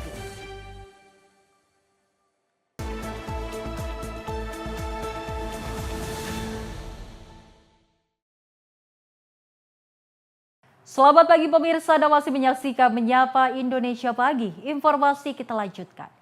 Di mana Menteri Sosial Saifullah Yusuf memastikan program makan bergizi gratis bagi masyarakat lanjut usia dan kaum disabilitas akan berjalan pada awal tahun ini. Di sisi lain, kehadiran pengasuh dalam program EBG kali ini turut mendapatkan upah langsung dari pemerintah.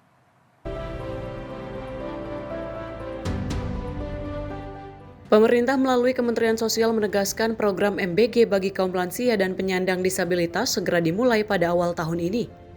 Menteri Sosial Saifullah Yusuf menjelaskan selama ini program MBG berupa permakanan yang diantar langsung oleh para petugas ke sejumlah titik dengan nominal Rp2.000 untuk sekali pengantaran. Hal ini disampaikan Gus Ipul setelah menghadiri doa bersama Kementerian Sosial di Gedung Aneka Bakti Kemensos Jakarta Jumat petang. Hingga kini, Kemensos tengah mengkaji ulang kebutuhan penyaluran MBG tersebut melalui mekanisme kehadiran caregiver atau para pengasuh. Gus Ipul menjelaskan posisi pengasuh ini untuk penyaluran MBG bagi para lansia dan penyandang disabilitas dengan upah sekitar Rp3 juta per bulan. Adapun upah tersebut masih dilakukan tahap simulasi secara mendetil dari Kementerian Sosial. Program ini kemudian kita usulkan ya untuk bertransformasi menjadi program makan bergizi gratis khusus untuk lansia dan penyandang disabilitas. Nah, selama ini penyalurannya itu dilakukan oleh petugas.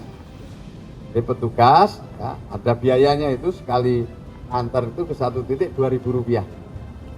Rp2.000 diantar, ya ada yang antar misalnya ada yang 25 titik, ada yang 30 titik. Selama ini ya saya yang cerita existing. Nah ke depan ini kita sedang melakukan pengkajian untuk menambahi caregiver. Karena rata-rata lansia dan penyandang disabilitas ini hidup sendiri toh.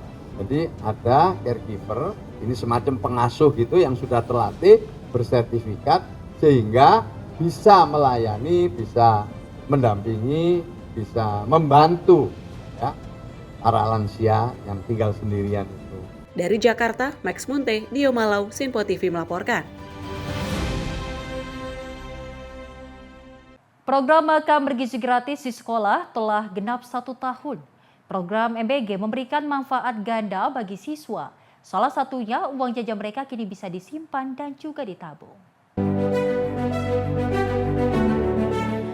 Genap 1 tahun program makan bergizi gratis diterapkan di sekolah memberikan manfaat ganda bagi para siswa. Selain asupan bernutrisi, program ini memungkinkan uang jajan siswa yang biasanya habis untuk makan siang kini bisa ditabung. Hal itu terlihat saat Wakil Kepala Badan Gizi Nasional, Nanik S. Deyang dan Wakil Menteri Kesehatan, Benjamin Paulus Octavianus, meninjau MBG di SMK Negeri 1 Jakarta pada Kamis 8 Januari 2026. Sejumlah siswa mengaku bisa menabung hingga 15 hingga 20 ribu rupiah per hari berkat program tersebut. Sementara mereka juga menikmati makanan sehat dan bersih di sekolah. Program MBG tak hanya meringankan beban ekonomi siswa, tetapi juga meningkatkan konsentrasi belajar. Siswa lebih fokus di kelas dan praktik, serta merasa nyaman karena mendapat makanan bergizi setiap hari. Banyak siswa menyampaikan terima kasih kepada Presiden dan Badan Gizi Nasional, bahkan berharap fasilitas tambahan seperti air minum dapat dilengkapi di masa depan. Perubahan yang saya rasakan yaitu dari uang yang saya bawa, yang karena saya kan bawa uang hanya cuma 20.000, uang saya tetap ada untuk di kantong, tidak dikeluarkan untuk beli makanan. Setelah ada program ini, kita merasa makanan ini sehat dan terjaga dan steril. Jadi program yang mungkin dilaksanakan, kita bisa hidup dalam lingkungan yang bersih. Ketika kita mengerjakan suatu hal itu kita terbantu karena kita kenyang dan makanannya juga enak dan sehat. Untuk program ini sangat penting karena bagaimanapun kita pasti banyak yang memilih untuk menabung. Karena makanan ini adalah makanan yang gratis dan steril, juga pasti mereka menginginkan hal itu. Terima kasih banyak atas pemberian yang diberikan oleh Bapak Presiden serta Badan Gizi Nasional. Untuk harapan yang kedepannya adalah tolong ditambahkan air minum untuk kita bisa lengkap dalam satu menu itu tersebut. Tim redaksi Sinpo TV melaporkan. Pemirsa, program makan bergizi gratis kini telah menjangkau 55,1 juta penerima manfaat per harinya. Target tersebut melonjak signifikan dari target awal yang hanya 6 juta orang. Seiring peningkatan cakupan tersebut, Kementerian Kesehatan menegaskan komitmennya dalam mengawal mutu dan juga keamanan pangan agar makanan yang dibagikan tetap aman, layak, dan higienis. Wakil Menteri Kesehatan Benjamin Paulus Octavianus menyampaikan bahwa peran utama Kementerian Kesehatan dalam pelaksanaan program MBG adalah pengawasan, khususnya terhadap standar keamanan pangan di dapur-dapur SPG berbagai daerah. Pengawasan dilakukan melalui kerjasama program MBG dengan Dinas Kesehatan di daerah yang bertugas, memastikan seluruh proses pengolahan makanan memenuhi standar kesehatan. Adapun salah satu instrumen utama dalam pengawasan tersebut adalah sertifikasi layak higienis dan layak dikonsumsi bagi dapur SPG. Antara MBG dengan Dinas Kesehatan di daerah, itu yang kita menjaga mutu, maka keluarlah sertifikat untuk layak dimakan ya, higienisnya bagaimana, itu yang dikerjakan oleh Ibu Ten dari Kementerian Kesehatan yang mengawal. Bersyukurlah hari ini dalam 4.535 SPPG yang sudah lulus sertifikat, itu artinya itu termasuk pemeriksaan laboratoriumnya, segalanya itu dicek. Ada yang belum baik, ya harus memperbaiki dulu untuk menjadi baik. Itu kira-kira yang terjadi, sehingga kalau kita melihat angka yang kita melihat pelayanan hari ini 55,1 juta ya, anak sekolah atau penerima manfaat baik dari ibu hamil maupun dari anak-anak bisa menerima 55,1 juta. Ini suatu hal yang luar biasa dari target dari 82 juta target daripada MBG ini. Melalui pengawasan tersebut, Kemenkes memastikan 55,1 juta penerima manfaat mulai dari anak sekolah hingga ibu hamil mendapatkan makanan yang aman dan bergizi. Capaian tersebut dinilai sebagai langkah luar biasa dalam perjalanan MBJ menuju target nasional 82 juta penerima manfaat. Dari Jakarta, Sri Dewi Andayani, Mutia Agiani, Simpo TV melaporkan. Informasi lainnya pemirsa, di mana ribuan petugas haji tahun 2026 resmi mengikuti pendidikan dan pelatihan di Asrama Haji Pondok Gede, Jakarta Timur pada Minggu 11 Januari 2026. Pendidikan dan pelatihan petugas haji PPIH Arab Saudi resmi dimulai pada Minggu 11 Januari 2026. Nantinya petugas haji dari seluruh Indonesia akan mengikuti serangkaian diklat selama 20 hari ke depan. Irjen Kementerian Haji dan Umroh Republik Indonesia, Majen TNI Purnawirawan Dendi Suryadi mengatakan bahwa diklat petugas haji 2026 dilakukan untuk menghasilkan petugas yang profesional dan berintegritas melalui 4 sasaran, yakni fisik yang kuat, mental yang tangguh sebagai pelayanan, pengetahuan dan keterampilan yang mumpuni, serta adanya persatuan. Di hari ini memang titik awal ya, pada teman-teman tadi, mungkin teman-teman wartawan juga saya minta ini maklum aja, karena kita akan mau menghadirkan, ini bagian dari ikhtiar kita untuk menghadirkan petugas haji yang lebih profesional dan berintegritas melalui 4 sasaran. Yang pertama, fisiknya kuat, fisiknya bugar.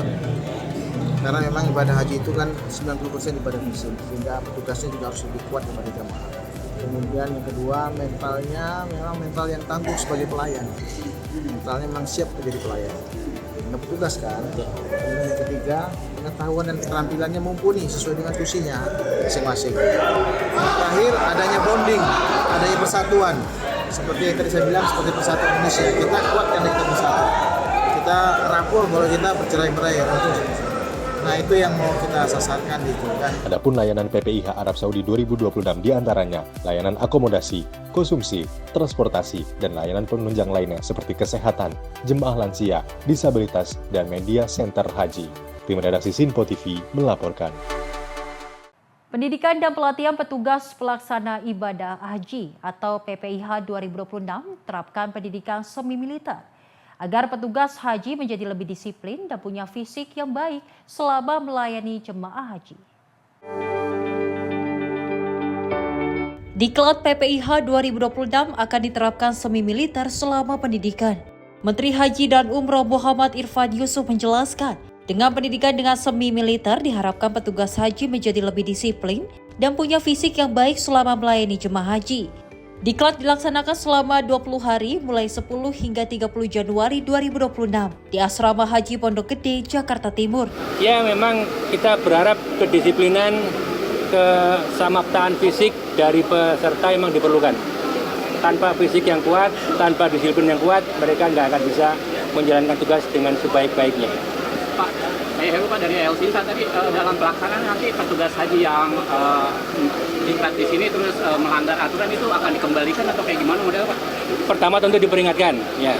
Bahkan di sini pun di diklat ini nih, kalau di 1-2 kali nggak bisa, kita pulangkan, nggak jadi berangkat. Di Saudi pun juga sama, sekali 2 kali peringatan nggak bisa, kita pulangkan sebelum waktunya. Pelanggaran apa sih yang paling dikhawatirkan terjadi? Apakah pelanggaran kedisiplinan atau tidak? Kalau di sini disipliner, termasuk waktu. Kalau di sana biasanya meninggalkan tugas yang jadi perhatian kami. Dalam pelatihan dan pembekalan ini juga melibatkan 185 anggota dari TNI dan Polri untuk melatih kedisiplinan dan fisik para petugas haji. Sedangkan terkait dengan pelaksanaan ibadah haji nanti, apabila ada petugas yang melakukan pelanggaran, akan diberikan 2 kali sanksi teguran, dan apabila dalam 2 kali teguran tidak bisa juga, akan dipulangkan ke tanah air. Dari Jakarta, Dio Malau, Ahmad Amin, Simpo TV melaporkan. Sementara itu, pemirsa, dari Wakil Menteri Haji dan Umroh Dhanil Anzar Simanjuntak memastikan fisik petugas haji akan disiapkan dengan baik seperti kedisiplinan maupun kekompakan tim petugas haji. Hal ini dilakukan dikarenakan Kementerian Haji berorientasi memberikan pelayanan terbaik bagi jemaah haji.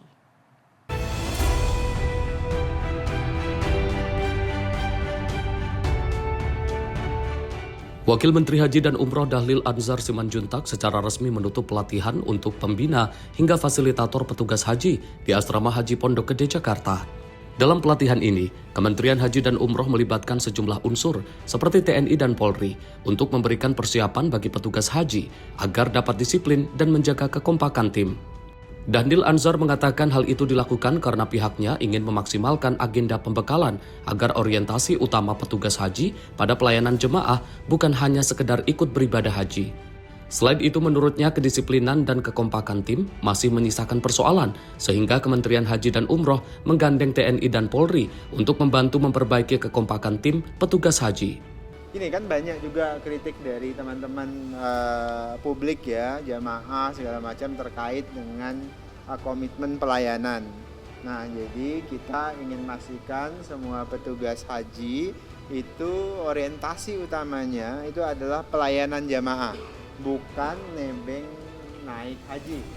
Jadi kami ingin luruskan dulu niatnya semuanya, karena kan ada juga beberapa petugas yang belum naik haji. Nah, oleh sebab itu kami akan pastikan niat utamanya terlebih dahulu itu adalah pelayanan terhadap jamaah. Kemudian yang kedua tentu adalah integritas terkait dengan kedisiplinan, kemudian kekompakan tim, karena kerja pelayanan di Tanah Haram, di Madinah, di Mekah itu adalah kerja tim.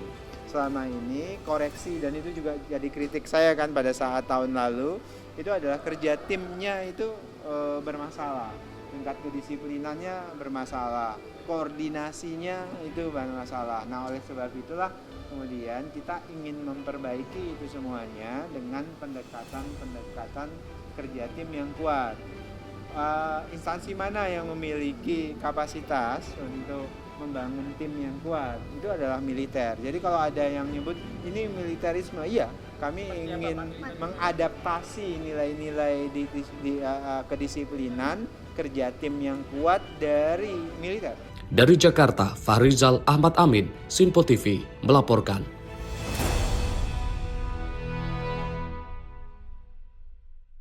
Kepala Staf Angkatan Darat Jenderal TNI Maruli Simanjuntak menegaskan bahwa kerja keras menjadi satu-satunya pilihan dalam penanganan dan pemulihan pasca bencana.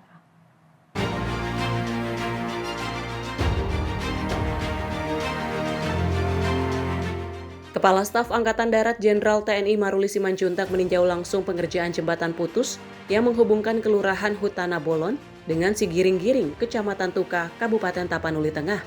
Kunjungan ini merupakan bentuk komitmen TNI Angkatan Darat dalam mempercepat pemulihan infrastruktur vital, khususnya akses transportasi yang sangat dibutuhkan masyarakat pasca bencana. Dalam kesempatan tersebut, Kasat menegaskan tidak ada pilihan lain selain kerja keras agar masyarakat dapat segera bangkit dari dampak bencana. Kasat mengungkapkan pembangunan jembatan-jembatan yang selama ini terabaikan akan menjadi prioritas, sejalan dengan perhatian Presiden Prabowo Subianto terhadap akses transportasi dan perekonomian masyarakat. Selain meninjau pembangunan jembatan Bailey, Kasat turut meninjau sejumlah fasilitas pendidikan yang terdampak. Tak hanya itu, Kasat juga mengunjungi posko pengungsian di Desa Hutana Bolon untuk menyerahkan bantuan kepada korban banjir dan tanah longsor. Jihan Nabila, Sinpo TV melaporkan.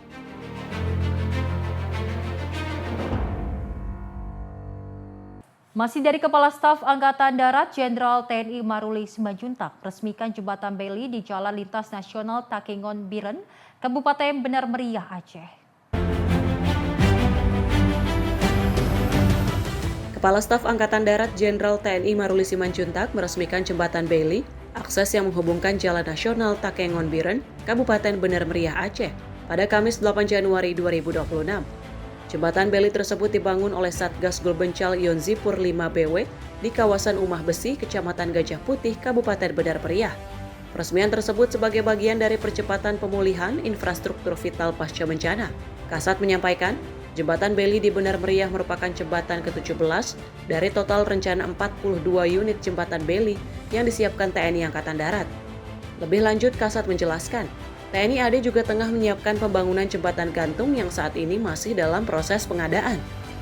Mudah-mudahan sudah ada perintah dari Presiden supaya semua jembatan dibereskan, mungkin sampai ke kampung-kampung nanti.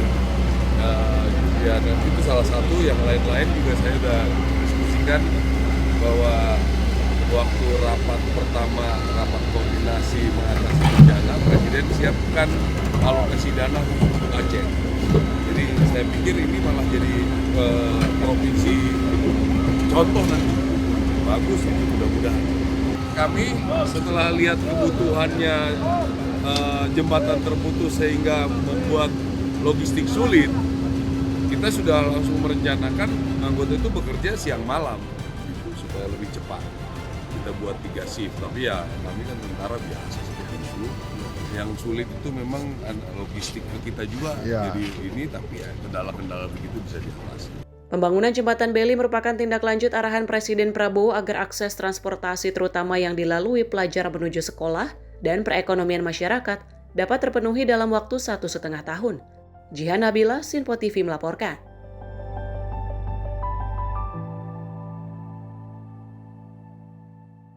Pasca banjir yang melanda Kabupaten Pidijaya, prajurit TNI Angkatan Darat dari Yonif TP 857 Garuda Gatra melaksanakan karya bakti pembersihan fasilitas pendidikan agar proses belajar mengajar dapat segera kembali normal.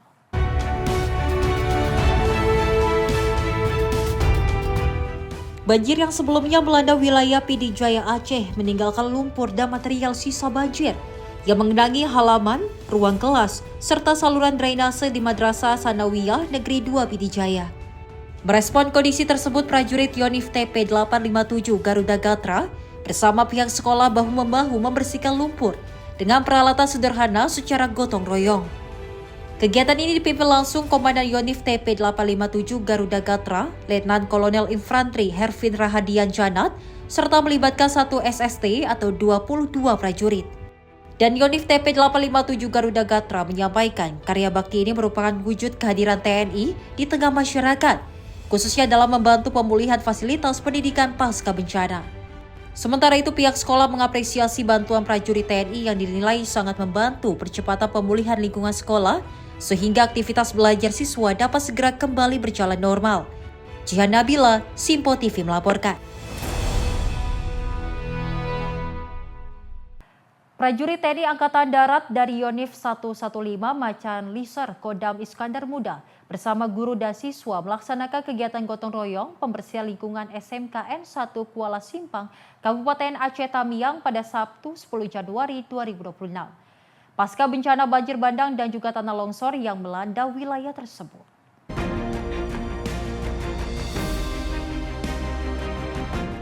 Bencana alam tersebut menyebabkan lumpur dan material banjir mengendap di ruang-ruang kelas serta fasilitas sekolah, sehingga mengganggu proses belajar mengajar. Menyikapi kondisi itu, prajurit TNI AD bergerak cepat membantu pemulihan sarana pendidikan agar aktivitas sekolah dapat kembali berjalan normal. Dalam kegiatan ini, prajurit Yonif 115 Macan Liser bahu-membahu bersama guru dan siswa membersihkan ruang kelas, halaman sekolah, serta fasilitas pendukung lainnya dengan menggunakan peralatan sederhana. Semangat kebersamaan dan gotong royong tampak jelas selama pelaksanaan kegiatan. Aksi kemanusiaan ini merupakan wujud nyata peran TNI AD dalam membantu masyarakat pasca bencana, khususnya di bidang pendidikan, sekaligus memperkuat kemandunggalan TNI dengan rakyat serta menegaskan komitmen TNI AD untuk selalu hadir dan memberi solusi di tengah kesulitan masyarakat. Tim redaksi Sinpo TV melaporkan.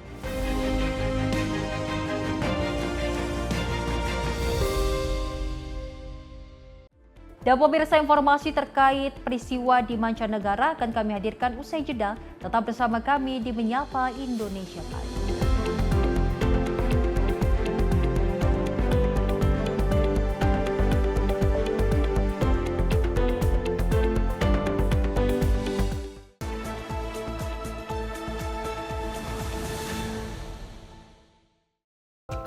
Horas Maju Medan. Untuk Anda yang berada di Bandar Baru, Sumatera Utara, kini Sinpo TV hadir di channel digital 28 UHF. Jangan lupa terus lakukan scan ulang secara berkala agar Simpo TV hadir sebagai televisi terbaik di layar kaca Anda. Simpo TV, referensi berita politik masa kini.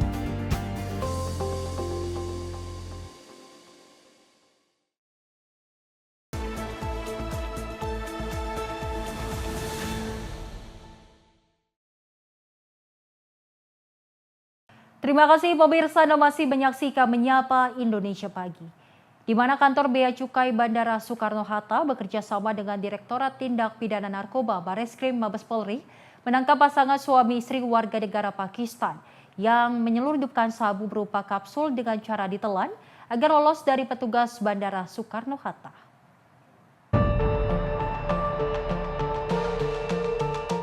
Dengan tangan terborgol dan berpakaian oranye, Saima Bibi dan Muhammad Javed, warga negara Pakistan, tertunduk lesu saat digelandang petugas di aula kantor Bea dan Cukai Bandara Soekarno-Hatta, Tangerang, Banten. Kedua pelaku yang tak lain pasangan suami istri nekat menyelundupkan narkotika jenis sabu sebanyak 159 kapsul dengan rincian 62 kapsul ditelan oleh para pelaku Saima Bibi. Sementara suaminya Muhammad Javed menelan 97 kapsul dengan berat total lebih dari 1,6 kg dengan cara ditelan untuk mengelabui petugas. Peristiwa ini terjadi adanya informasi dua warga negara Pakistan datang dengan membawa narkotika jenis sabu, namun setibanya di Bandara Soekarno-Hatta usai penerbangan dari Bangkok, Thailand.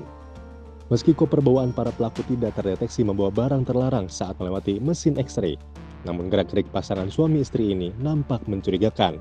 Sehingga petugas Bea Cukai memeriksa bagian tubuh pelaku atau melakukan uji tes urin, dan hasilnya pasangan suami istri ini positif narkoba. Tidak sampai di situ, petugas gabungan Bea dan Cukai dan Direktorat Tindak Pidana Narkoba Bareskrim Mabes Polri membawa kedua pelaku ke Rumah Sakit Bayangkari untuk pemeriksaan ronsen dan CT scan. Hasilnya, ditemukan tumpukan barang mencurigakan berbentuk kapsul di dalam perut masing-masing kedua WNA tersebut, yang berisi 159 kapsul yang berisi narkotika jenis sabu dengan nilai 13,11 miliar rupiah. Rencananya, sabu yang dibawa Pak Sutri ini akan diedarkan di wilayah Jakarta. Dengan CT scan yang menunjukkan adanya benda yang mencurigakan atau benda-benda yang asing yang berbentuk kapsul di dalam perut. Selanjutnya, Bea dan Cukai Soekarno-Hatta dan Direktorat Intelijensi Kantor Pusat berkoordinasi dengan Subdit 4 Direktorat Tindak Pidana Narkotika Bareskrim Polri untuk proses pengeluaran atas barang-barang yang ada di perut dua tersangka tadi. Kemudian diketahui karena lama tidak keluar sehingga kita bawa ke Rumah Sakit Kramat Jati, ya, Rumah Sakit Polri Kramat Jati untuk mempercepat proses pengeluaran tersebut. Kemudian diketahui bahwa MJ yang laki-laki itu menelan 97 kapsul sabu isinya, ya, dengan estimasi berat kurang lebih 1075,9 gram. Dan kemudian yang perempuan SB menelan 62 kapsul dengan estimasi berat 563,33 gram. Total barang bukti diduga sabu mencapai 1,6 gram. 1,6 kilogram. Seluruh tersangka dan barang bukti kini telah diserahkan ke Subdit 4 di Tipin Narkoba Bareskrim Polri untuk mengembangkan lebih lanjut. Atas perbuatannya, para tersangka dijerat Undang-Undang Nomor 35 Tahun 2009 dengan ancaman maksimal hukuman mati atau penjara seumur hidup. Tim kontributor Simpo TV melaporkan.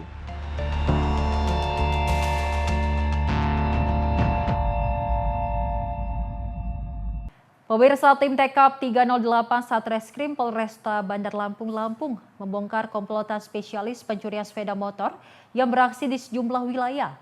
Dua pelaku berhasil ditangkap, salah satunya mahasiswa aktif semester 7 yang mengaku nekat melakukan pencurian untuk memenuhi kebutuhan sehari-hari. Inilah rekaman CCTV saat kedua pelaku beraksi melakukan pencurian sepeda motor merah di sebuah rumah kos di wilayah Teluk Betung Utara, Kota Bandar Lampung, Lampung. Terlihat kedua pelaku datang menggunakan sepeda motor dan hanya butuh waktu beberapa detik untuk dapat mengambil motor korban. Dari rekaman CCTV itu, tim TK 308 Satreskrim Polres Bandar Lampung berhasil menangkap kedua pelaku berinisial RA dan AFM yang merupakan warga Pesawaran. Sementara 3 orang anggota komplotan lainnya masih buron. Tersangka RA yang merupakan salah satu mahasiswa aktif semester 7 di Lampung diketahui berperan sebagai otak sekaligus eksekutor. Pemuda ini telah melakukan aksi pencurian sebanyak 5 kali yang 2 diantaranya dilakukan bersama tersangka AFM. Sementara itu, tersangka AFM merupakan residivis kasus jamret yang mengaku telah melakukan 4 kali pencurian sepeda motor. Keduanya mengaku nekat melakukan pencurian motor untuk memenuhi kebutuhan sehari-hari. Dari tangan pelaku, polisi menyita barang bukti berupa 3 unit sepeda motor, yang 1 diantaranya telah dimodifikasi oleh pelaku untuk menghilangkan jejak, serta kunci letter T yang digunakan saat beraksi. Kan udah ditemuin nih, berarti banyak perubahan ya dari motor kita ya? Apa aja? Warna, terus gas tangan, mungkin itu aja bang. Warna ya, sebelumnya warnanya merah. Warna merah. Terus tadi disampaikan motornya jadi lebih bagus setelah dicuri. Iya sih bang, banyak lecet soalnya bang, pernah jatuh kan itu, di rem kirinya pernah jenggot. Tadi bodi kirinya itu lecet, di bawah bodi bawahnya juga lecet galon, bekas angkat-angkat galon, jadi mulus. Hingga kini, polisi masih terus melakukan pengembangan untuk memburu 3 pelaku lain masih buron. Sementara, para tersangka dijerat pasal 477 KUHP dengan pidana penjara paling lama 7 tahun. Dari Bandar Lampung, Immanuel Simorangkir, kontributor Simpo TV, melaporkan. Seorang WNA asal Republik Ceko, Martelo Robano, 50 tahun, mengalami cedera setelah diterjang ombak saat berwisata di Pantai Kelingking, Nusa Penida, Kabupaten Klungkung, Bali. Tim SAR Basarnas Bali mengevakuasi seorang WNA asal Republik Ceko bernama Martelo Robano, 50 tahun, yang mengalami cedera saat berkunjung ke Pantai Kelingking, Nusa Penida, Kabupaten Klungkung. Insiden tersebut terjadi setelah korban diterjang ombak besar ketika berada di pesisir pantai yang dikenal dengan medan terjal dan akses ekstrim itu hingga terjatuh. Korban pun sempat kesulitan berdiri setelah diterjang ombak. Selama proses evakuasi berlangsung, kondisi cuaca juga menjadi tantangan tersendiri bagi tim SAR gabungan. Hingga akhirnya korban berhasil dibawa ke atas tebing dan langsung dievakuasi menggunakan ambulans yang telah disiagakan di lokasi. Tim redaksi Simpo TV melaporkan. Sementara itu, pemirsa, tim SAR gabungan berhasil menyelamatkan 3 anak buah kapal setelah kapal yang mereka tumpangi terhantam ombak di perairan Kuala Pangkalan Duri pada 8 Januari 2026. Ketiga korban, pemirsa, dievakuasi dalam keadaan selamat namun lemas.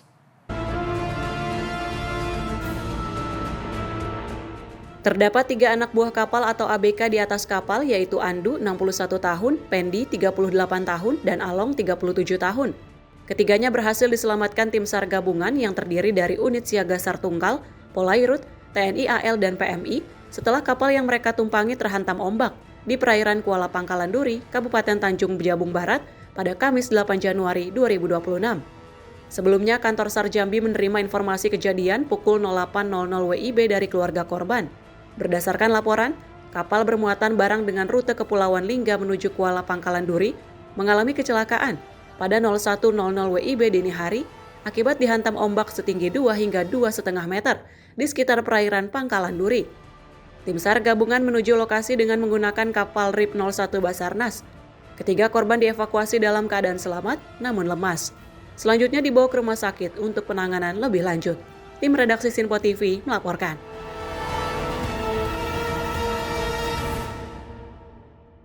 Kita beralih ke informasi lainnya, pemirsa, di mana Punguan Simbolon Suhut Wihuta Dohot Boruna Jabodetabek menggelar perayaan Natal 2025 dan Tahun Baru 2026.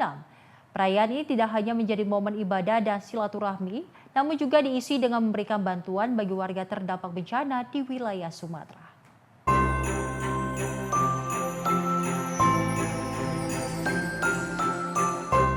Perayaan Natal dan Tahun Baru berlangsung dengan hikmat dan penuh sukacita yang diikuti oleh anggota Punguan Simbolon dari berbagai wilayah di Jabodetabek. Kegiatan diawali dengan ibadah Natal bersama yang dilanjutkan dengan ramah tamah sebagai momen mempererat tali persaudaraan antar sesama marga. Ketua Umum Simbolon Suhut Nihuta Jabodetabek, Kolonel Purnawirawan Beni Alfred Simbolon, menyampaikan perayaan keagamaan Punguan Simbolon se-Jabodetabek juga menunjukkan kepedulian sosial dengan menyalurkan bantuan kemanusiaan bagi warga yang terdampak bencana di wilayah Sumatera. Bantuan tersebut diharapkan dapat meringankan beban masyarakat, sekaligus menjadi wujud nyata solidaritas dan kebersamaan dalam semangat Natal. Bagaimana kita mempersatukan kita Punguan Suhut Nuta se-Jabodetabek yang notabene ada di beberapa wilayah. Jadi ajang pertemuan kita Suhut Nuta se-Jabodetabek dan ditambah ada dari Bandung, Tangerang. Jadi untuk mempersatukan kita Punguan Suhut Nuta yang ada di Jabodetabek ini mempererat saling silaturahmi persaudaraan di antara kita Punguan. Bencana yang ada di Sumatera ada beberapa keluarga kita yang kena dan kami juga ada rencana yang ibadah saat ini kan ada kalau kita persembahan lah, melaksanakan persembahan dan persembahan itu akan kami kirim kepada keluarga kita yang mengalami bencana. Sementara itu, Ketua Panitia Natal Simbolon Mayor Infanteri Perlindungan Simbolon menyampaikan, kegiatan perayaan Natal dan Tahun Baru Punguan Simbolon se-Jabodetabek dapat berjalan dengan lancar berkat keguyuban seluruh keluarga besar. Perlindungan berharap kebersamaan dan solidaritas Punguan Simbolon terus terjaga. Puji Tuhan berjalan dengan baik, sangat guyup. Kami Suhut Nuta Jabodetabek bisa melaksanakan kegiatan ini tentunya dari dukungan seluruh keluarga-keluarga besar kami Simbolon Suhut Nuta yang ada di Jabodetabek ini, termasuk yang dari Bandung hadir di sini, Tangerang juga hadir di sini. Harapan kami ke depan semoga Suhut Nuta ini semakin solid, semakin kuat baik dalam kegiatan suka ataupun duka. Dari Jakarta, Jihan Nabila, Simpo TV melaporkan. Dewan Pengurus Daerah Perhimpunan Bank Perekonomian Rakyat Indonesia atau DPD Perbarindo DKI Jaya dan sekitarnya menggelar perayaan Natal dengan melakukan rangkaian aksi sosial berupa pemberian pendidikan dan beasiswa bagi anak-anak kurang mampu di 2 panti asuhan.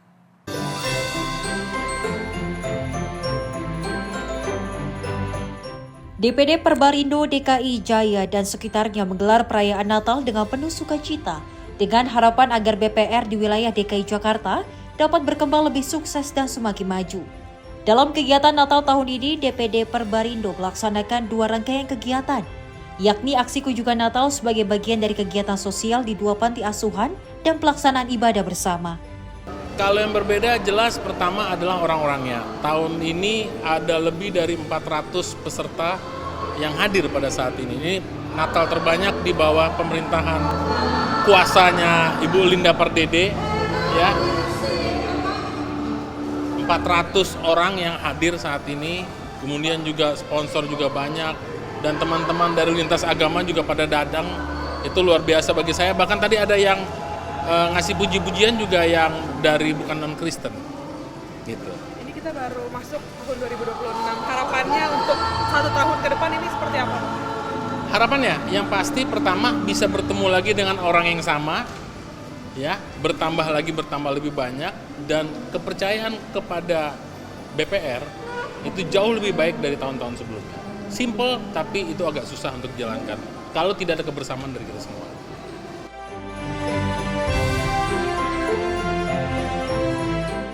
Di Natal tahun ini ada 2 kegiatan kita, yaitu aksi kunjungan Natal dan satunya lagi adalah ibadah bersama. Di aksi kunjungan Natal kita ada 2 juga kegiatannya, yaitu ke Yayasan Pelita Jiwa. Yayasan Pelita Jiwa itu untuk ODGJ, dan satunya lagi Home itu adalah pemberian pendidikan kepada anak-anak kurang mampu dan beasiswa juga. Jadi kedua tempat itu. Sementara itu, pada kesempatan yang sama, Kepala Kantor OJK Jabodebek, Edwin Nurhadi, juga turut mengapresiasi terselenggaranya perayaan Natal yang diselenggarakan oleh DPD Perbarindo DKI Jaya. Menurutnya, rangkaian acara Natal yang dilaksanakan memiliki makna dan dampak yang positif, serta ia mendukung adanya penguatan sinergi kerjasama antara OJK Jabodebek dan DPD Perbarindo DKI Jakarta ke depannya. Kalau saya dari kantor OJK Jabodebek tentunya mengapresiasi dan juga memberikan ucapan terima kasih atas apa yang sudah dilakukan oleh DPD Perbarindo DKI Jakarta dan juga sekitarnya di bawah koordinasi Pak Henry. Kegiatan hari ini, perayaan Natal hari ini juga kami menyambut baik dan mendukung penuh serta memberikan apresiasi atas terselenggaranya acara ini. Jadi selain kegiatan ini, sebagaimana tadi saya sampaikan dan juga kita juga sudah mendengarkan apa yang sudah disampaikan oleh Pak Henry, rangkaian kegiatan perayaan Natal ini juga diisi dengan kegiatan sosial yang sangat baik. Tentu kegiatan perayaan Natal ini dan juga seluruh rangkaian yang dilakukan oleh DPD Perbarindo kita harapkan dapat memberikan dampak yang positif dan kami dari kantor OJK Jabodebek akan terus mendukung. Semoga sinergi dan kerjasama dengan DPD Perbarindo DKI Jakarta dan sekitarnya akan semakin kita perkuat dan semakin kita bina dengan lebih baik lagi di tahun 2026. Dari Jakarta, Sri Dewi Andayani, Rona Bayu, Simpo TV melaporkan.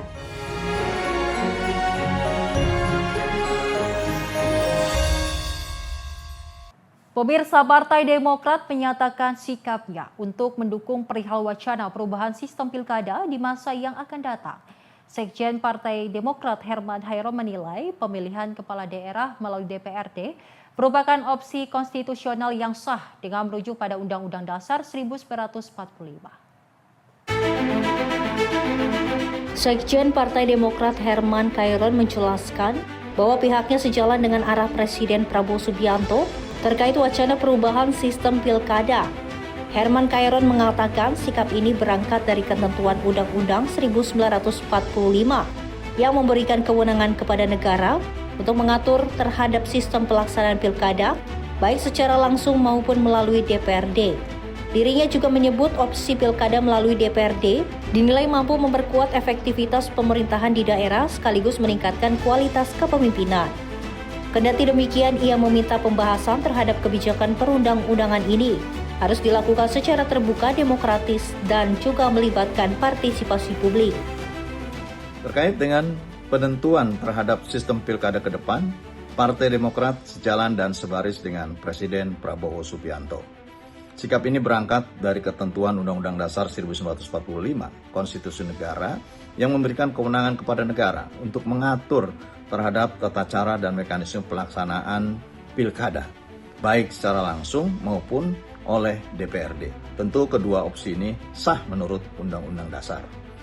Demokrat memandang pemilihan kepala daerah oleh DPRD sebagai salah satu opsi yang harus diseriusi dan patut dipertimbangkan, khususnya dalam rangka memperkuat terhadap efektivitas pelaksanaan pemerintahan di daerah, meningkatkan kualitas kepemimpinan, serta menjaga stabilitas politik dan persatuan nasional. Namun demikian, kami juga menegaskan bahwa pilkada menyangkut kepentingan rakyat yang lebih luas.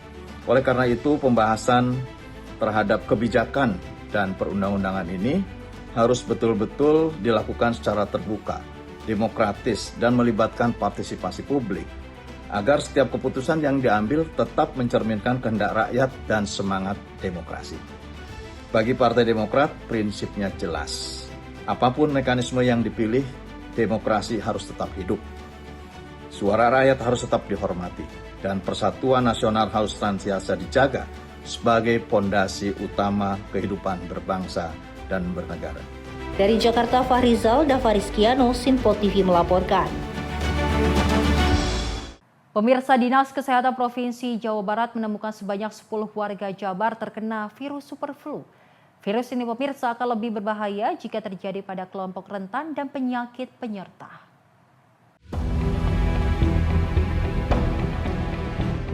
Dinas Kesehatan Provinsi Jawa Barat mengkonfirmasi jika virus superflu telah menyerang sejumlah warga di Tanah Pasundan. Berdasarkan data Dinkes Jabar, mencatat sebanyak 10 orang telah terpapar virus varian baru influenza tersebut. Ke-10 warga Jabar ini terkonfirmasi pada bulan Agustus hingga akhir tahun 2025 dan saat ini ke-10 warga Jabar telah pulih. Menurut Kepala Dinas Kesehatan Provinsi Jawa Barat, Vini Andiani Dewi, mengatakan jika virus superflu gejalanya lebih lama jika dibandingkan dengan flu biasa, dengan ciri-ciri gejala batuk pilek, demam, dan juga sesak nafas. Virus ini gejalanya akan lebih berat jika terjadi pada kelompok rentan dan yang mempunyai penyakit bawaan. Vini menjelaskan meski menular, virus superflu tidak terlalu berbahaya jika dibandingkan dengan virus COVID-19. Itu bukan penamaan secara ilmu kedokteran atau medis ya. Jadi superflu itu sebagai penamaan dari masyarakat karena gejala yang dirasakannya itu lebih lama. Dan memang virus influenza tipe H3N2 ini salah satunya memang gejalanya lebih lama. Dimana kalau flu biasa 3-4 hari atau kurang dari seminggu badan kita udah sehat begitu ya. Nah dengan gejala yang lebih lama, malah katanya ada yang sampai 1 bulan ya, dan tentu satu lagi bisa tadi ya ada kalau terjadi pada kelompok rentan memang gejalanya bisa menjadi berat begitu ya. Salah satunya mungkin kalau biasanya kita hanya demam tinggi, batuk, pilek, panas, nah tiba-tiba jadi sesak, nah gitu loh. Itulah sehingga masyarakat menamakannya sebagai superflu. Masyarakat pun dihimbau untuk tidak terlalu panik dengan virus superflu. Warga pun dihimbau agar berperilaku hidup bersih dan sehat serta mengkonsumsi makanan yang bergizi agar meningkatkan daya tahan tubuh yang baik. Dari Bandung, Jawa Barat, jurnalis Simpo TV melaporkan. Dan pemirsa, informasi tadi sebagai penutup jumpa kita kali ini dalam Menyapa Indonesia Pagi. Dan saya Selis Regar mewakili kru yang bertugas pamit undur diri. Terima kasih dan selamat beraktivitas.